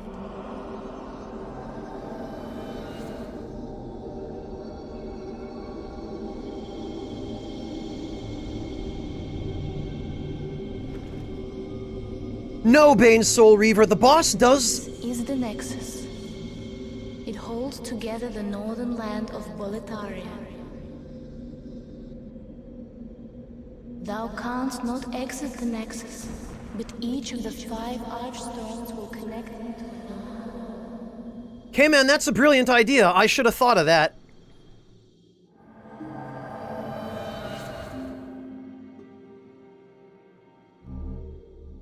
But yeah, Bane, you do get a soul from the boss of the tutorial. Vanguard does drop his soul, but even if you miss it, you can get another one in the Shrine of Storms. Well, you slipped through the fissure too, did you? You came for demon souls? Or to save this land and be remembered as a hero? Hunting for demons? Try one of the archstones. Now, go. That is why you came, is it not? To this accursed Boletaria? Yes, Haretsu, I restarted it so that we could play through the tutorial again and compare and contrast it to the game footage. And actually, what I'm going to do here, because now that I know that the server, the community server, has set everything to pure black,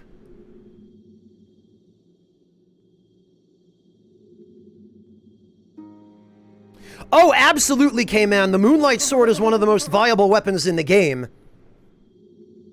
The only problem with using it on a first playthrough is that you have to go through one of the most hated areas in the game to get it. you have to go through the Valley of Defilement. And in the beginning of the game, that can be a pretty tricky proposition because it's a really annoying area. There are a lot of opportunities to fall to your death. Most of the enemies there use poison or plague attacks.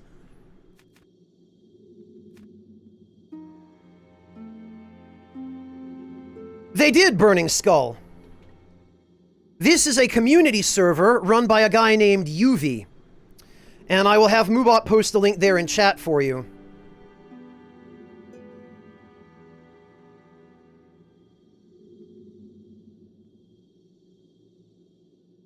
And his server is now actually available on the on PC.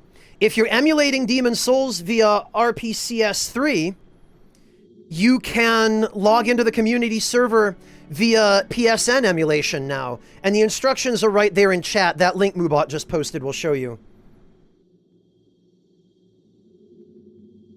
So what we're going to do here is...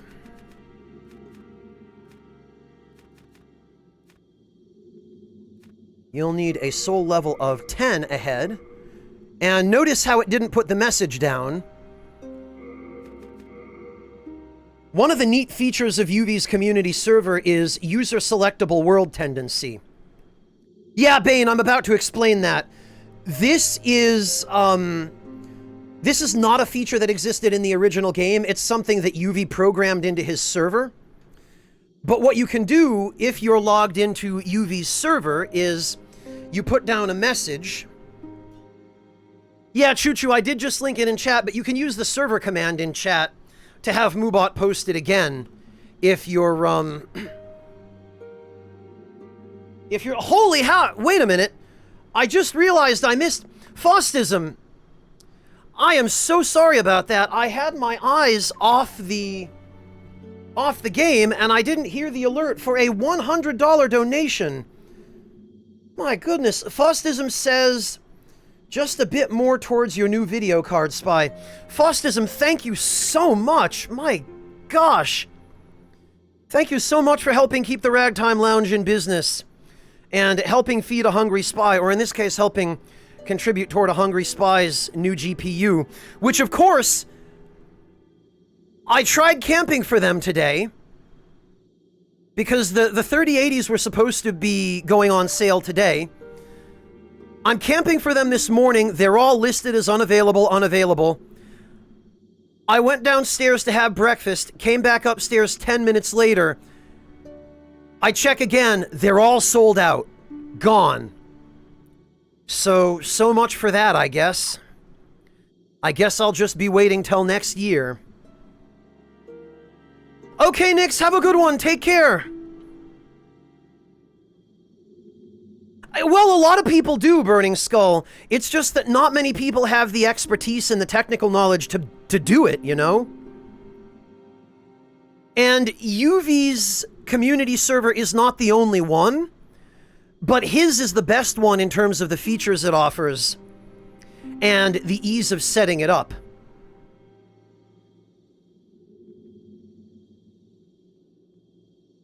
So what we're going to do here is, yeah, it's ridiculous, Red. The average person didn't have a chance. Yeah, Hungry Spy's computer, Sylphie. We'll go with that for now.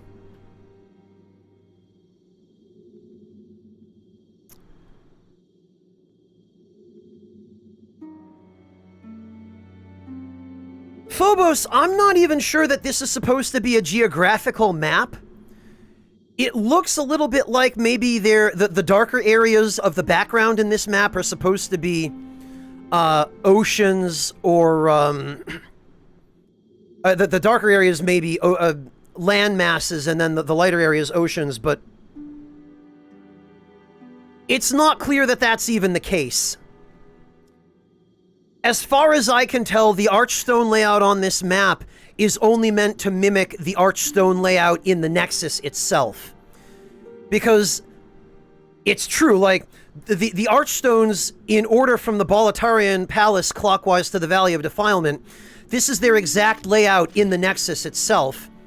Because here's Boletaria, here's Stonefang, here's Latria, here's the Northern Limit, which is broken. There's the Shrine of Storms, and there's the Valley of Defilement, and the layout here is the same. It goes in that exact same order. So this seems to just mirror the layout of the Archstones and their positions in the Nexus. Yeah, Phobos, I don't think the map underneath is supposed to be anything but textures. I don't think it's actually supposed to represent an actual map of the world. It appears to be just texturing with no actual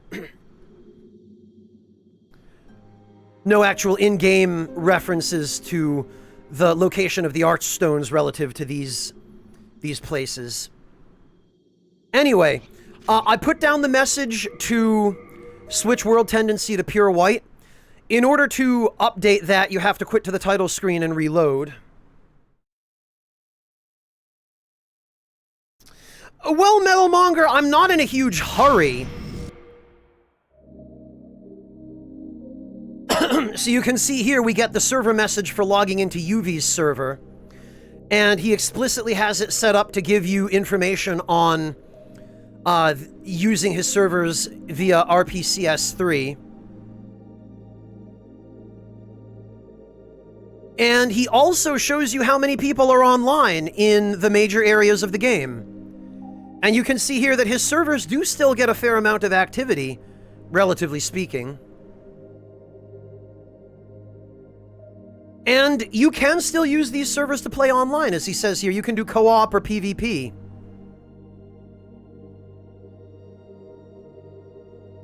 And it actually now tells you exactly what your numerical world tendency is for the character that you're logging into. Or the save file you're logging into, actually, because the deaths total is across all 4 characters, since this is a brand new one. Which has definitely not racked up any 138 deaths.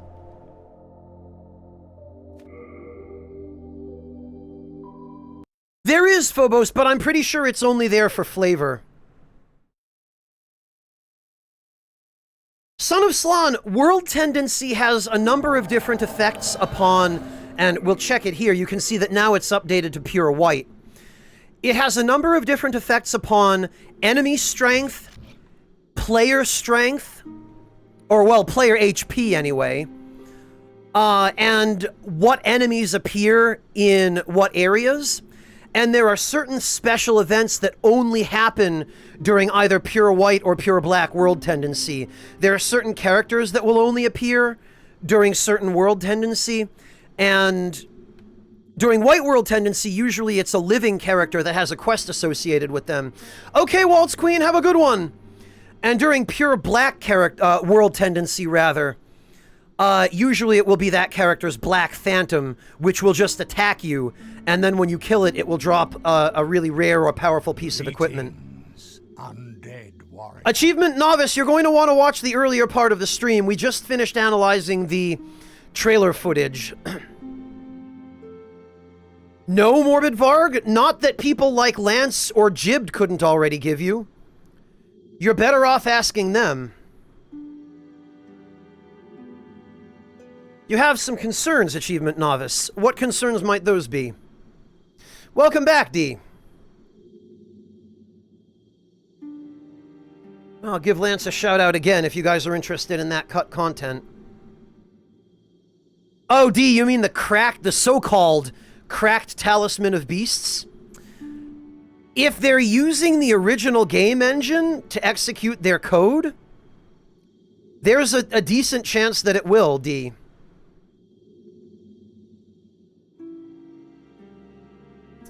Yeah, it is unfortunately probably forever RIP, Lance, which breaks my heart, but there was really no getting around it.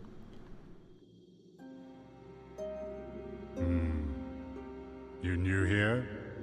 Do you hear from my services? My name's Baldwin. Just an ordinary blacksmith. It's simple. Just bring me all the souls you can. In trade, I'll give you weapons, or forge ones you already have. With your souls, I can eke out a living. And with my weapons, you can go on living. Not a bad deal, huh? What specifically about the animations, Achievement Novice?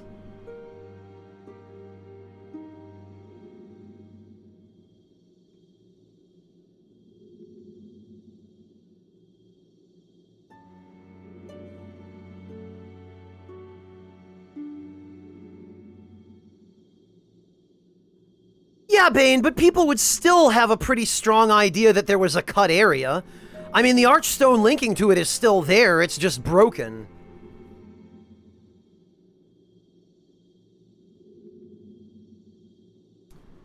They seem lackluster, Achievement Novice? The thing is, that makes them pretty similar to the animations in the original.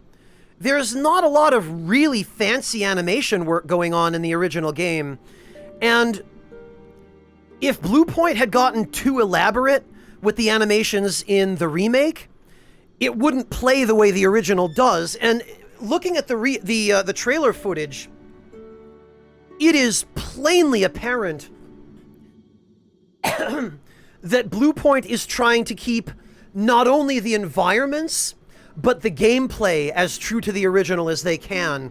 Just looking at the way the enemies behave, watching the enemy AI, and the enemy movement, and even looking at how the physics engine behaves in the trailer. Shadow Wolf, there's no way, because FromSoft would have to be involved with development of that. And FromSoft, as far as Bluepoint has said, has been totally hands-off. Bluepoint went on record during an interview as saying they had near total freedom with the Demon's Souls remake, which means that FromSoft is just letting them do whatever. And if FromSoft isn't directly involved, Bluepoint won't be getting assets from the already incomplete Northern Limit. And that means that Bluepoint, even if they did, they would have to... Achievement, it sounds like you were expecting something more like Dark Souls 3. Where they added a ton of additional animations, they made it much more elaborate. But Dark Souls 3 wasn't a remake of a previous game. So it sounds to me, Achievement Novice, as though you were expecting something that was different from what Bluepoint was trying to achieve, and I think different from what the people who wanted a remake of Demon's Souls, who had played the original, were looking for. Because Bluepoint really has been responding very closely to community feedback on this. That much is evident by their visual change to the Flame Lurkers design. No, they own the IP, Karamai, and they're distributing it on Sony's hardware. So it's the same publisher that they had for the original game. The IP belongs to FromSoft. But Bluepoint has said in at least one interview that they were given near total freedom with how to handle development of the remake. Which you can read between the lines as FromSoft isn't throwing them a bone, really. They're saying, yeah, you do it, but don't bother us. You know, we'll give you the license, we'll give you permission, maybe we'll give you some assets, but other than that, it's on you guys. You do you. You make the remake of this game. We trust your reputation, but just leave us alone. And do your thing.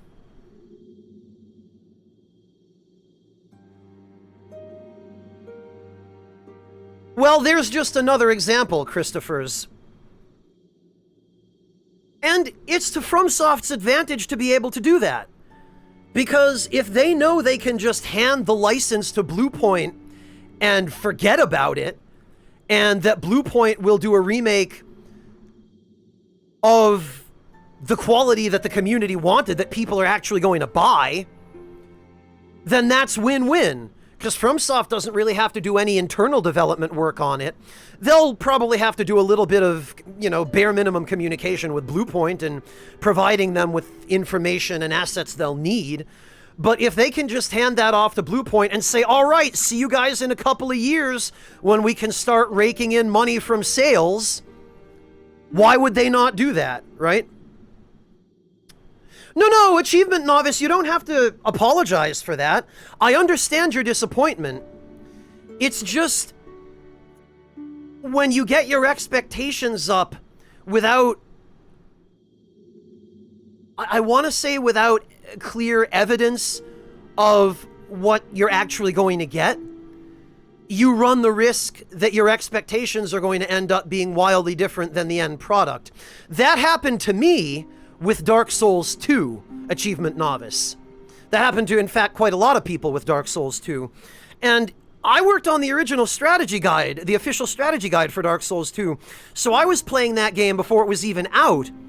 And I was just so excited to be playing another Souls game that I couldn't even see the forest for the trees while I was working on the guide.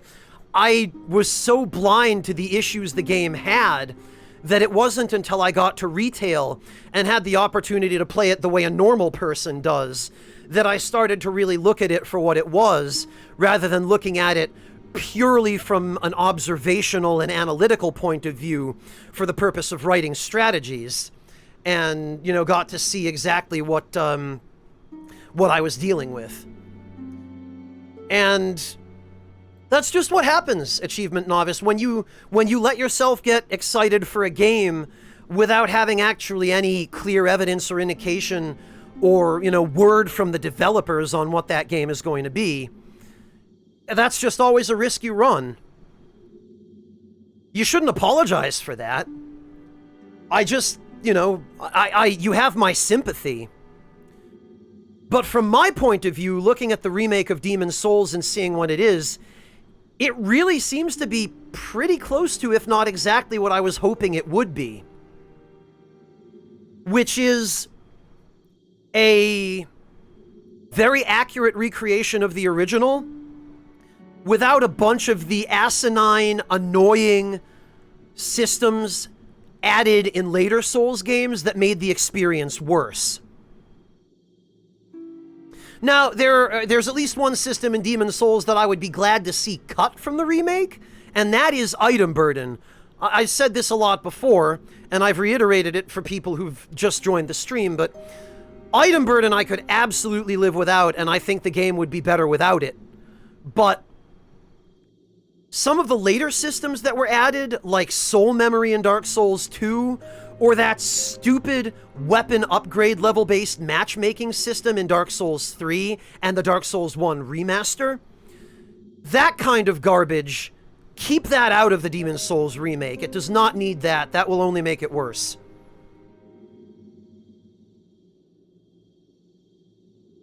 Raz, I highly doubt at this point that they'll have cut it. I fully expect it to still be in the remake, just because it looks like they've gone out of their way to preserve virtually everything else. And if it is, I could live with it. I mean, it won't be any different than playing the original. I just think it would be really nice if they were to do away with it.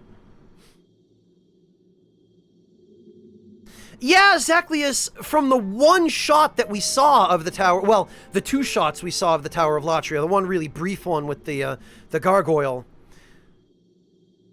I'm not too worried.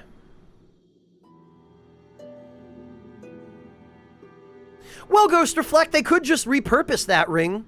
They could give it a different effect.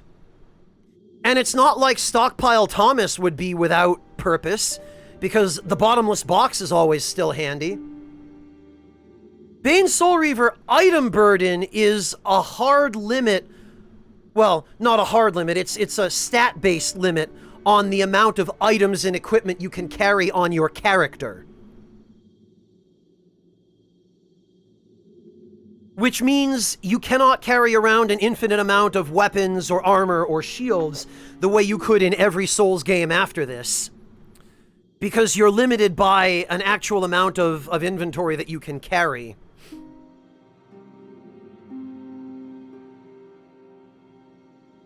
Yeah, Lin Shao, yes. It is horrible, Bane Soul Reaver. It means that you have to constantly be making trips back to the Nexus to stash any equipment that you pick up out in the world, which would not be a major problem except for the fact that the world tendency system exists. And if you leave an area before you've performed certain actions all in one visit to that area that are required for manipulating world tendency, you can prevent yourself from being able to achieve a certain level of world tendency. So if, for example, I want to achieve pure black world tendency in Boletaria, but I've gone and picked up the brushwood armor set in 1-1, and I have to go back to the Nexus to store that armor set because it weighs like 8,000 kilos, and I can't carry any other items while I'm carrying it. I then have to leave Boletaria and come back to the Nexus, which then updates the world tendency in Boletaria and can cause certain tendency events to disappear from Boletaria, which then become inaccessible for the remainder of the game because there are no other events that can push world tendency in that direction.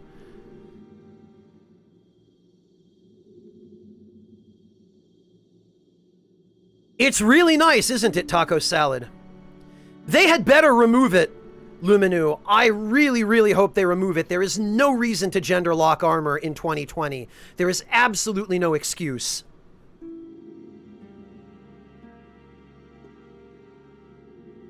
Artista, they already have a ring that does that.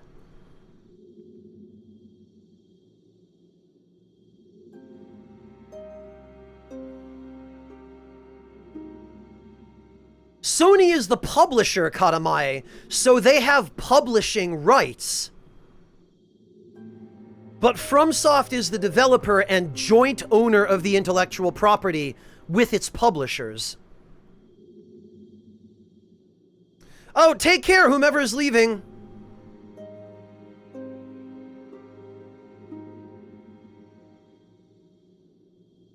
I hope so, Ghost Reflect, but it seems, I don't know how likely, but it seems at least possible that they might, because I guess they are adding a DLC weapon that didn't exist in the original game, which is the scythe used by the Reapers in the Shrine of Storms. I'm Stockpile Thomas. When the scourge came, I didn't know what hit me. When I came to, I found myself here, in the Nexus. My wife and daughter fell victim to the demons. But I would be worthless in battle. At the very least, I hope to lend my assistance to you brave slayers of demons. I would be happy to lighten your load and look after any excess baggage.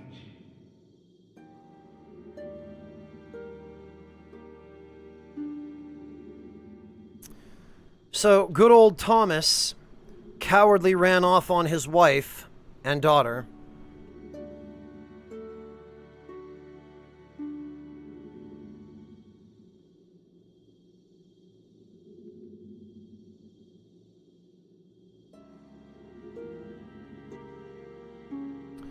All right. Best of luck to you.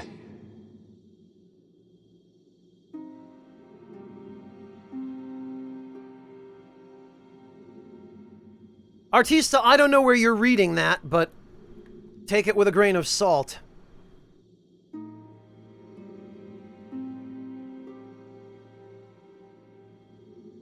Well, Ghost Reflect, but the Valley of Defilement didn't have nearly the frame rate issues that, the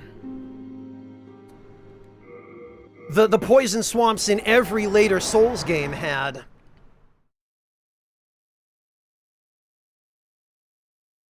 No one likes Dan. My guess is it will play like a halberd. Or, not Artista, I'm sorry, Katamae.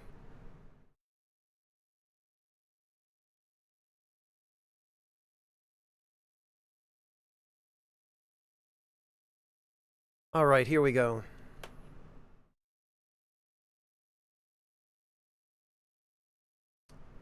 Boy, looking at these loading times, now I'm starting to really think maybe I should have put an SSD in my PS3.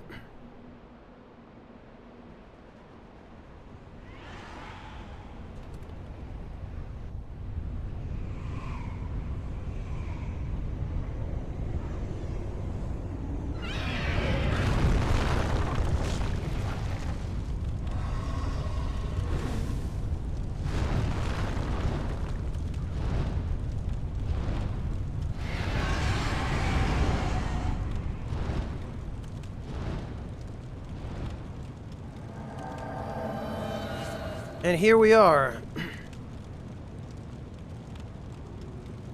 So, interesting thing about the Boletarian Palace here is that... Oh, come on.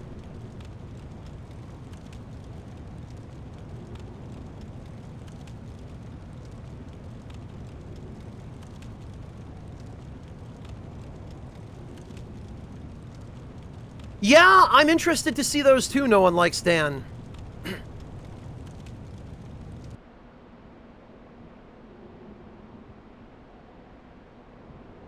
Well, Roasage, my personal suspicion is those will still be pretty impressive. I do wonder, however, if the bug, or really it wasn't even a bug so much as it was just a careless programming oversight, will still exist in the remake, where it was possible to cast Cursed Weapon with a talisman that you didn't have the stats to use properly, and still get the full benefit out of Cursed Weapon without having it deplete your HP as quickly.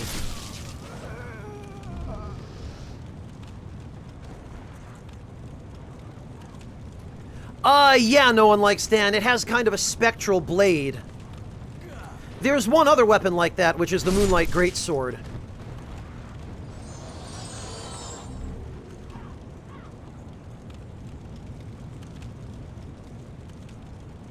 The Morian Blade, you mean, Ghost Reflect? I am definitely looking forward to that as well. No worries, Achievement Novice. I'm sorry to hear that you were disappointed, but I still think it's worth trying out. I would give it a chance if I were you, genuinely. Have a good evening and take care of yourself.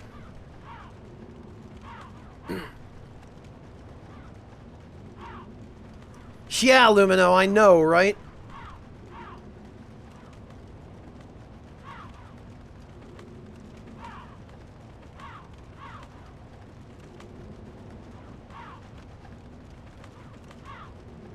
Oh, for goodness sake.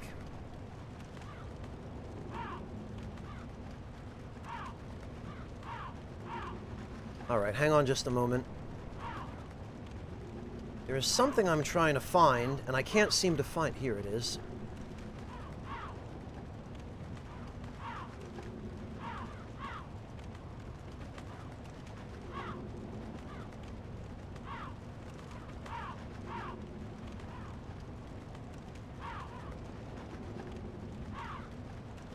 Okay, there is a... There is a video that I would very much like to reference.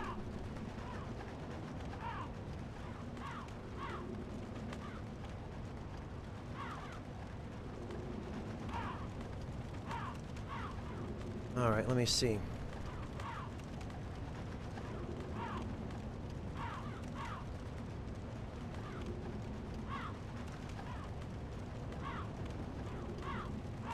All right. Just checked. Found what I was looking for. What I was looking for, by the way, was this. Hello, God King Rexon. I will be playing it when it comes out, yes.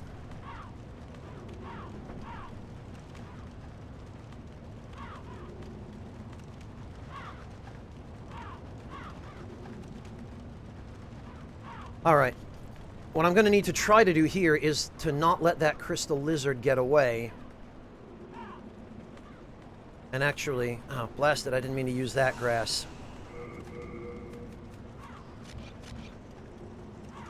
I'm going to have no choice. Gotta run him into the wall right here.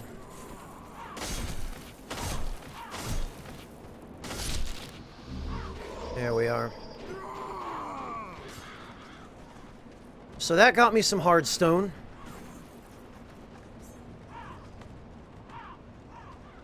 Yeah, bleh, it's the same effect, only in a sword. And there is a ring in Demon's Souls that does the same thing as Red Tear Stone.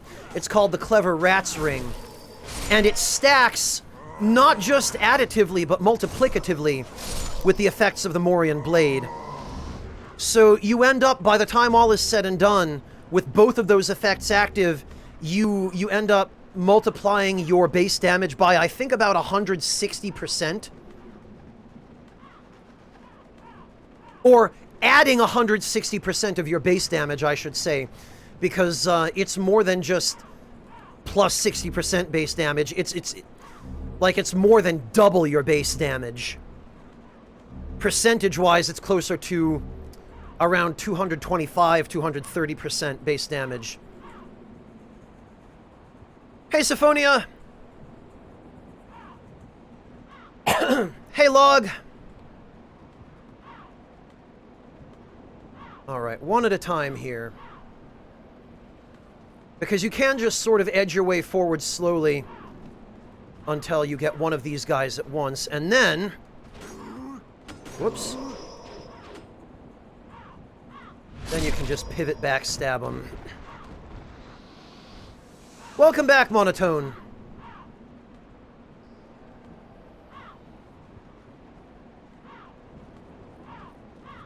You can see that the AI for these Dreglings is really simple and straightforward. And if you look carefully at the trailer footage for the remake, their behavior here is exactly the same. Oh, I went a little too far, but that's fine. Better to deal with 3 than 5.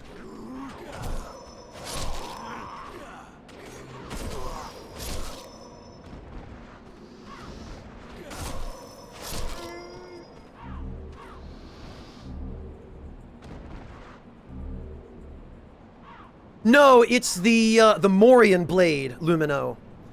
The Crisp Blade does give you a passive magic damage buff, but it's nowhere near as powerful as the Morian Blade, and it only affects magic damage rather than all damage. Alright. I know she's in here, come on. There she is.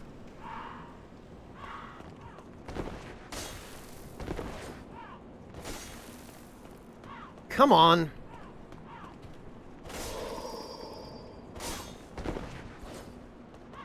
Alright, you know what? Okay. I shouldn't have tried that roll. Rolling past her is not easy because her weapon is so quick. No! Ravsage, they'd better not!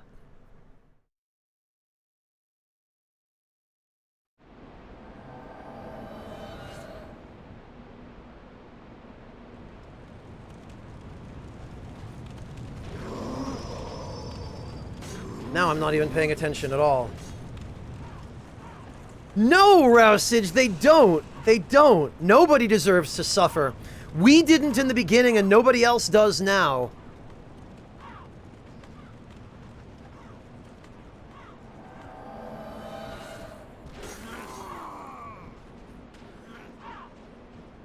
Phobos, it doesn't really matter that much, because you can always kill the dragon using the Morian Blade, the Clever Rat's Ring, and some form of ranged attack. Alright, come on. I need a little more range on my shove here.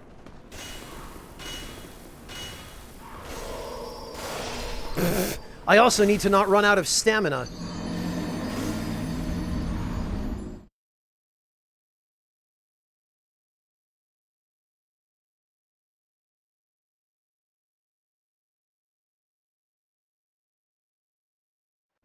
Go ahead and drop the link in chat, Katamai.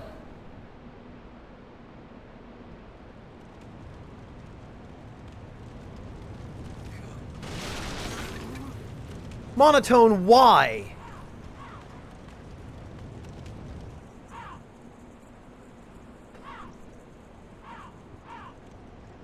Alright, Katamai, I'll have to take a look at this a little bit later. I don't want to sandbag this intense action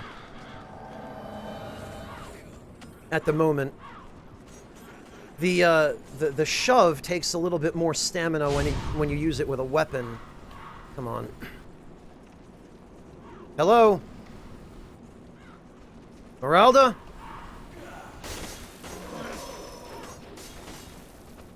Alright, fine.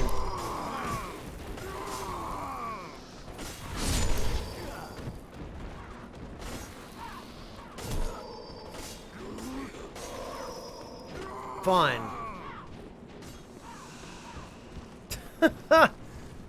I thought I would get away with it, but not so much.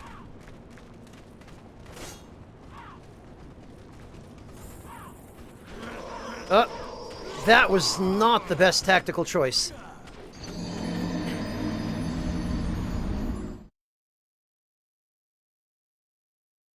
Yeah, Phobos, but you have to think about why the dragon's there. It's there as an environmental hazard. It's supposed to be an obstacle.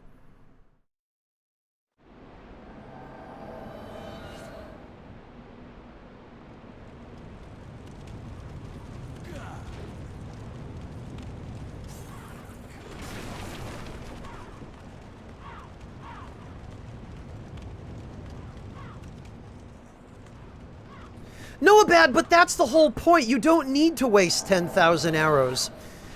You get yourself the Morian Blade, you get yourself the Clever Rat's Ring. You craft or upgrade an even halfway decent bow.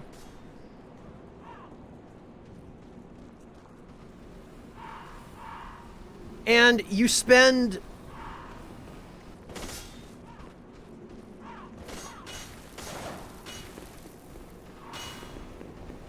There she goes. That's what I was trying to do. I keep forgetting my timing. You spend like 20 arrows instead of 10,000.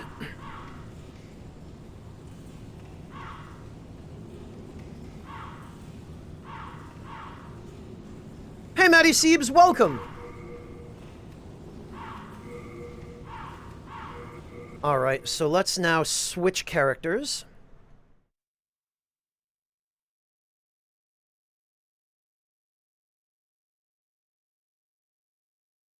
Yeah, no one likes Dan. It's the stupidest. It's the absolute dumbest.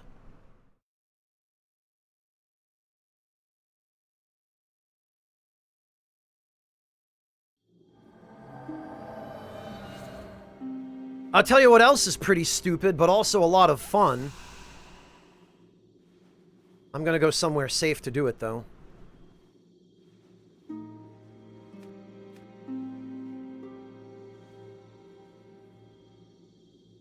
Is this, and I can't help but wonder if this nonsense is going to be in the remake as well, because they appear to be using, at least in some part, the original engine.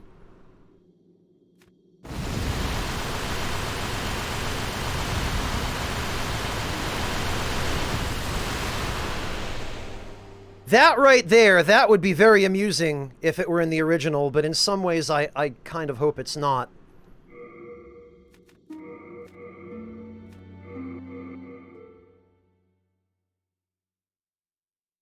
Okay, Charlie, good night. Rest well. Thank you so much for hanging out today. It's always a pleasure and a joy to see you. Take care of yourself, Charlie. And guys, if you haven't already, please go follow Charlie. If you enjoy the Souls games and you enjoy watching people play them, and you enjoy watching people play them well, in fact, you're going to want to go give that lovely young lady a follow. I guess we'll just put on Meralda's stuff for now. Because it's light armor.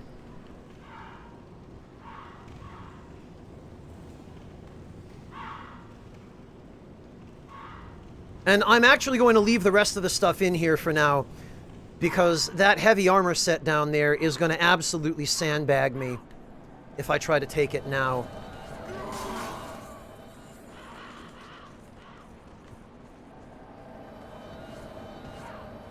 Thank you for coming to join us, Charlie. I'm always so happy to see you. Sleep well. All right.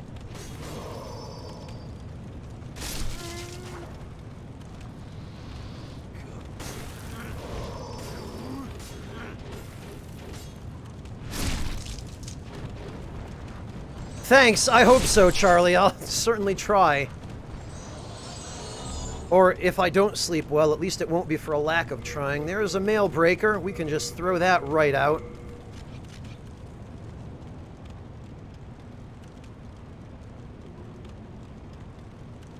Yeah, Rawisage, the easiest way to do that is once you get the Storm Ruler.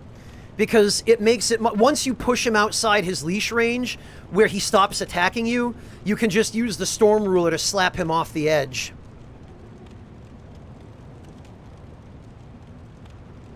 Which makes it nice and convenient.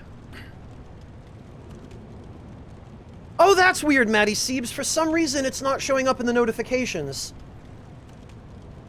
Thank you so much for the resub, though, Maddie. I really appreciate that. Welcome back.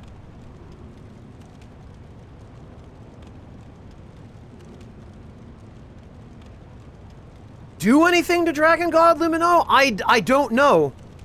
I can't think of any way they could possibly change that fight to make it less irritating than it was in this version. I don't know if he did a full Mailbreaker run, Dan, but I know he was using it for at least a little while. During a recent playthrough he did.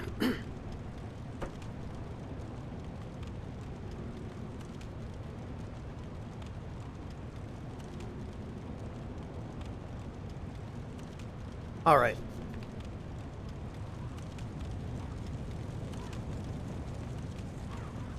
Yeah, Calder and Scale, several people have said the same thing. And I agree, I definitely hope that the Crystal Lizards stop being permanent, or stop disappearing permanently if they get away. Akime, you're going to want to catch the VOD for that. I just finished analyzing the trailer in depth. I'm not going to repeat everything I just went over. But catch the VOD.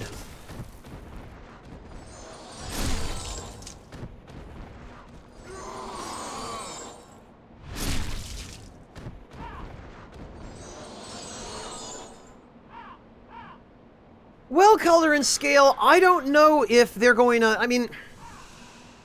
They might add a couple more ring slots, like the later games had, but I somehow don't expect that they will. I suspect that based on what we saw in the footage about how identical everything the footage showed is to the original, everything else is probably, everything they didn't show in the UI is probably going to be the same too.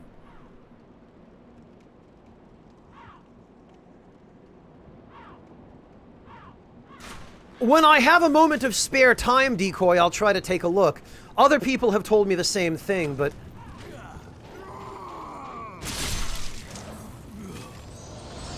I haven't had a spare moment. Get out of here. Gotta love that, launching yourself off the cliff with the shove. Later, loser.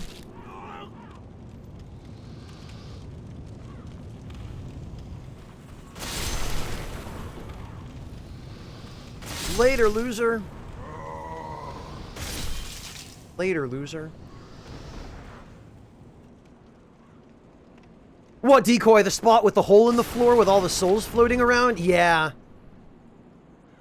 It is. Hey, Venmaru, welcome!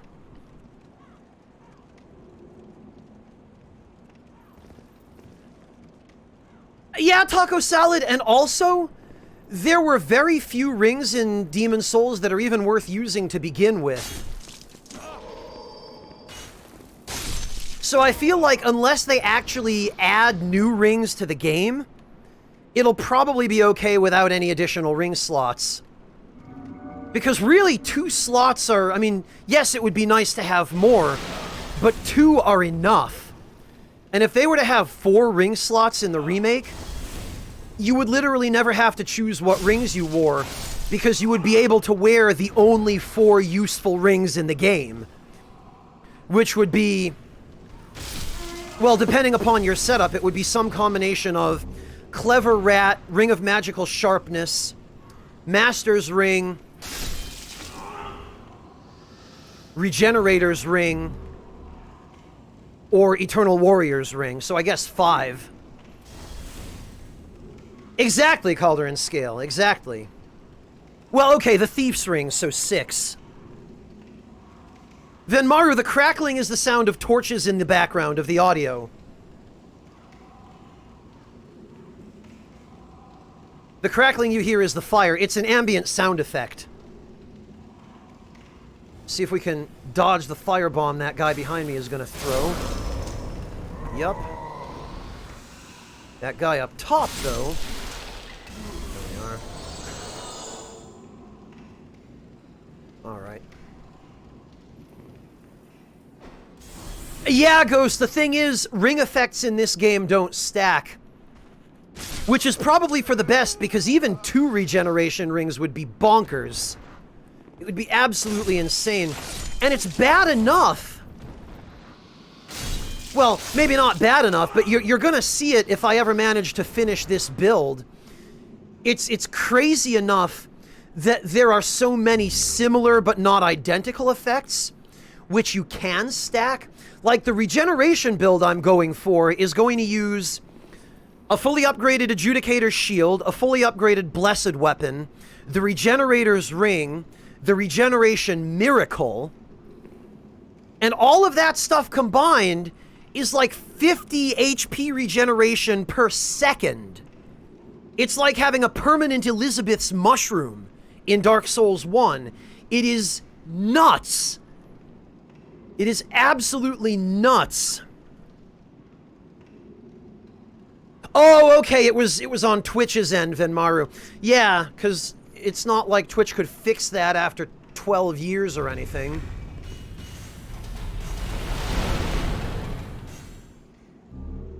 Let's grab the old bastard sword this time around. I do quite like this weapon.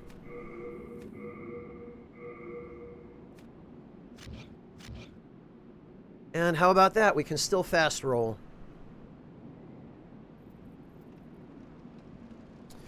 On a full regen build, Lumino, your regeneration outpaces the Poison Swamp.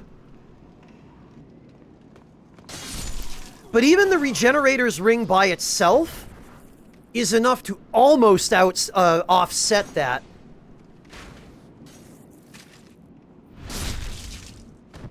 But the Regenerator's Ring plus an even partially upgraded Blessed Weapon will totally negate it.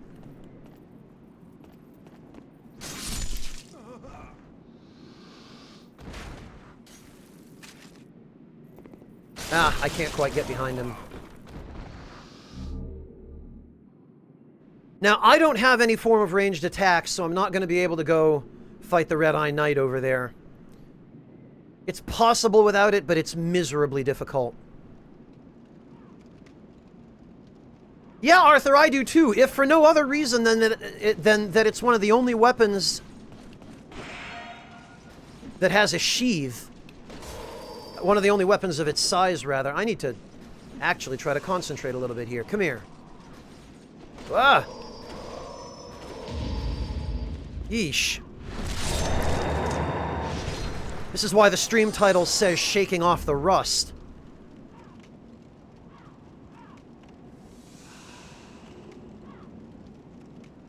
It's possible, Lumino, but I doubt it. Usually the places where you have to vault, or where you can vault, are either somewhat clearly marked, or they're in a spot where you would at least maybe think to try.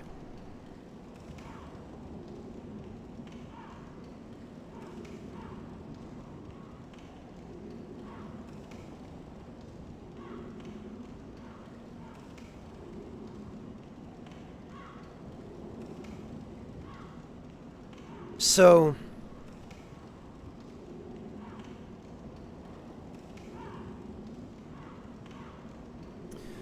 actually, though, guys, I think now is the time when I need to be heading off to get some dinner. So I think I'm going to call it at this point. However, oh, Chopin, thank you so much for the resub. Welcome back. I seriously appreciate that. However, guys, I would really appreciate it if you would stick around for a very important raid for somebody whom I really think you should all know. Somebody who is an absolutely lovely and wonderful individual. And that is my friend Cara Comparetto. She is normally a music streamer. She's a classically trained pianist.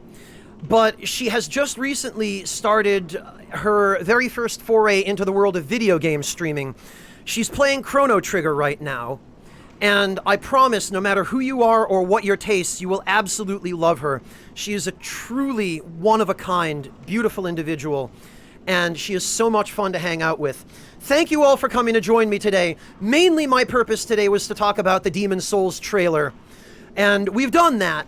So I'm gonna go get some dinner. Let's all make Kara's evening taco salad. Thank you so much for the Twitch Prime resub. Guys, let's go give Kara a nice big raid and really give her something to smile about. And I'll tell you what, guys, she has an incredible smile. And I promise you all, it will capture your hearts just as it has mine. Thank you all so much for joining me, and I look forward to seeing all of you next time. Take care, everybody.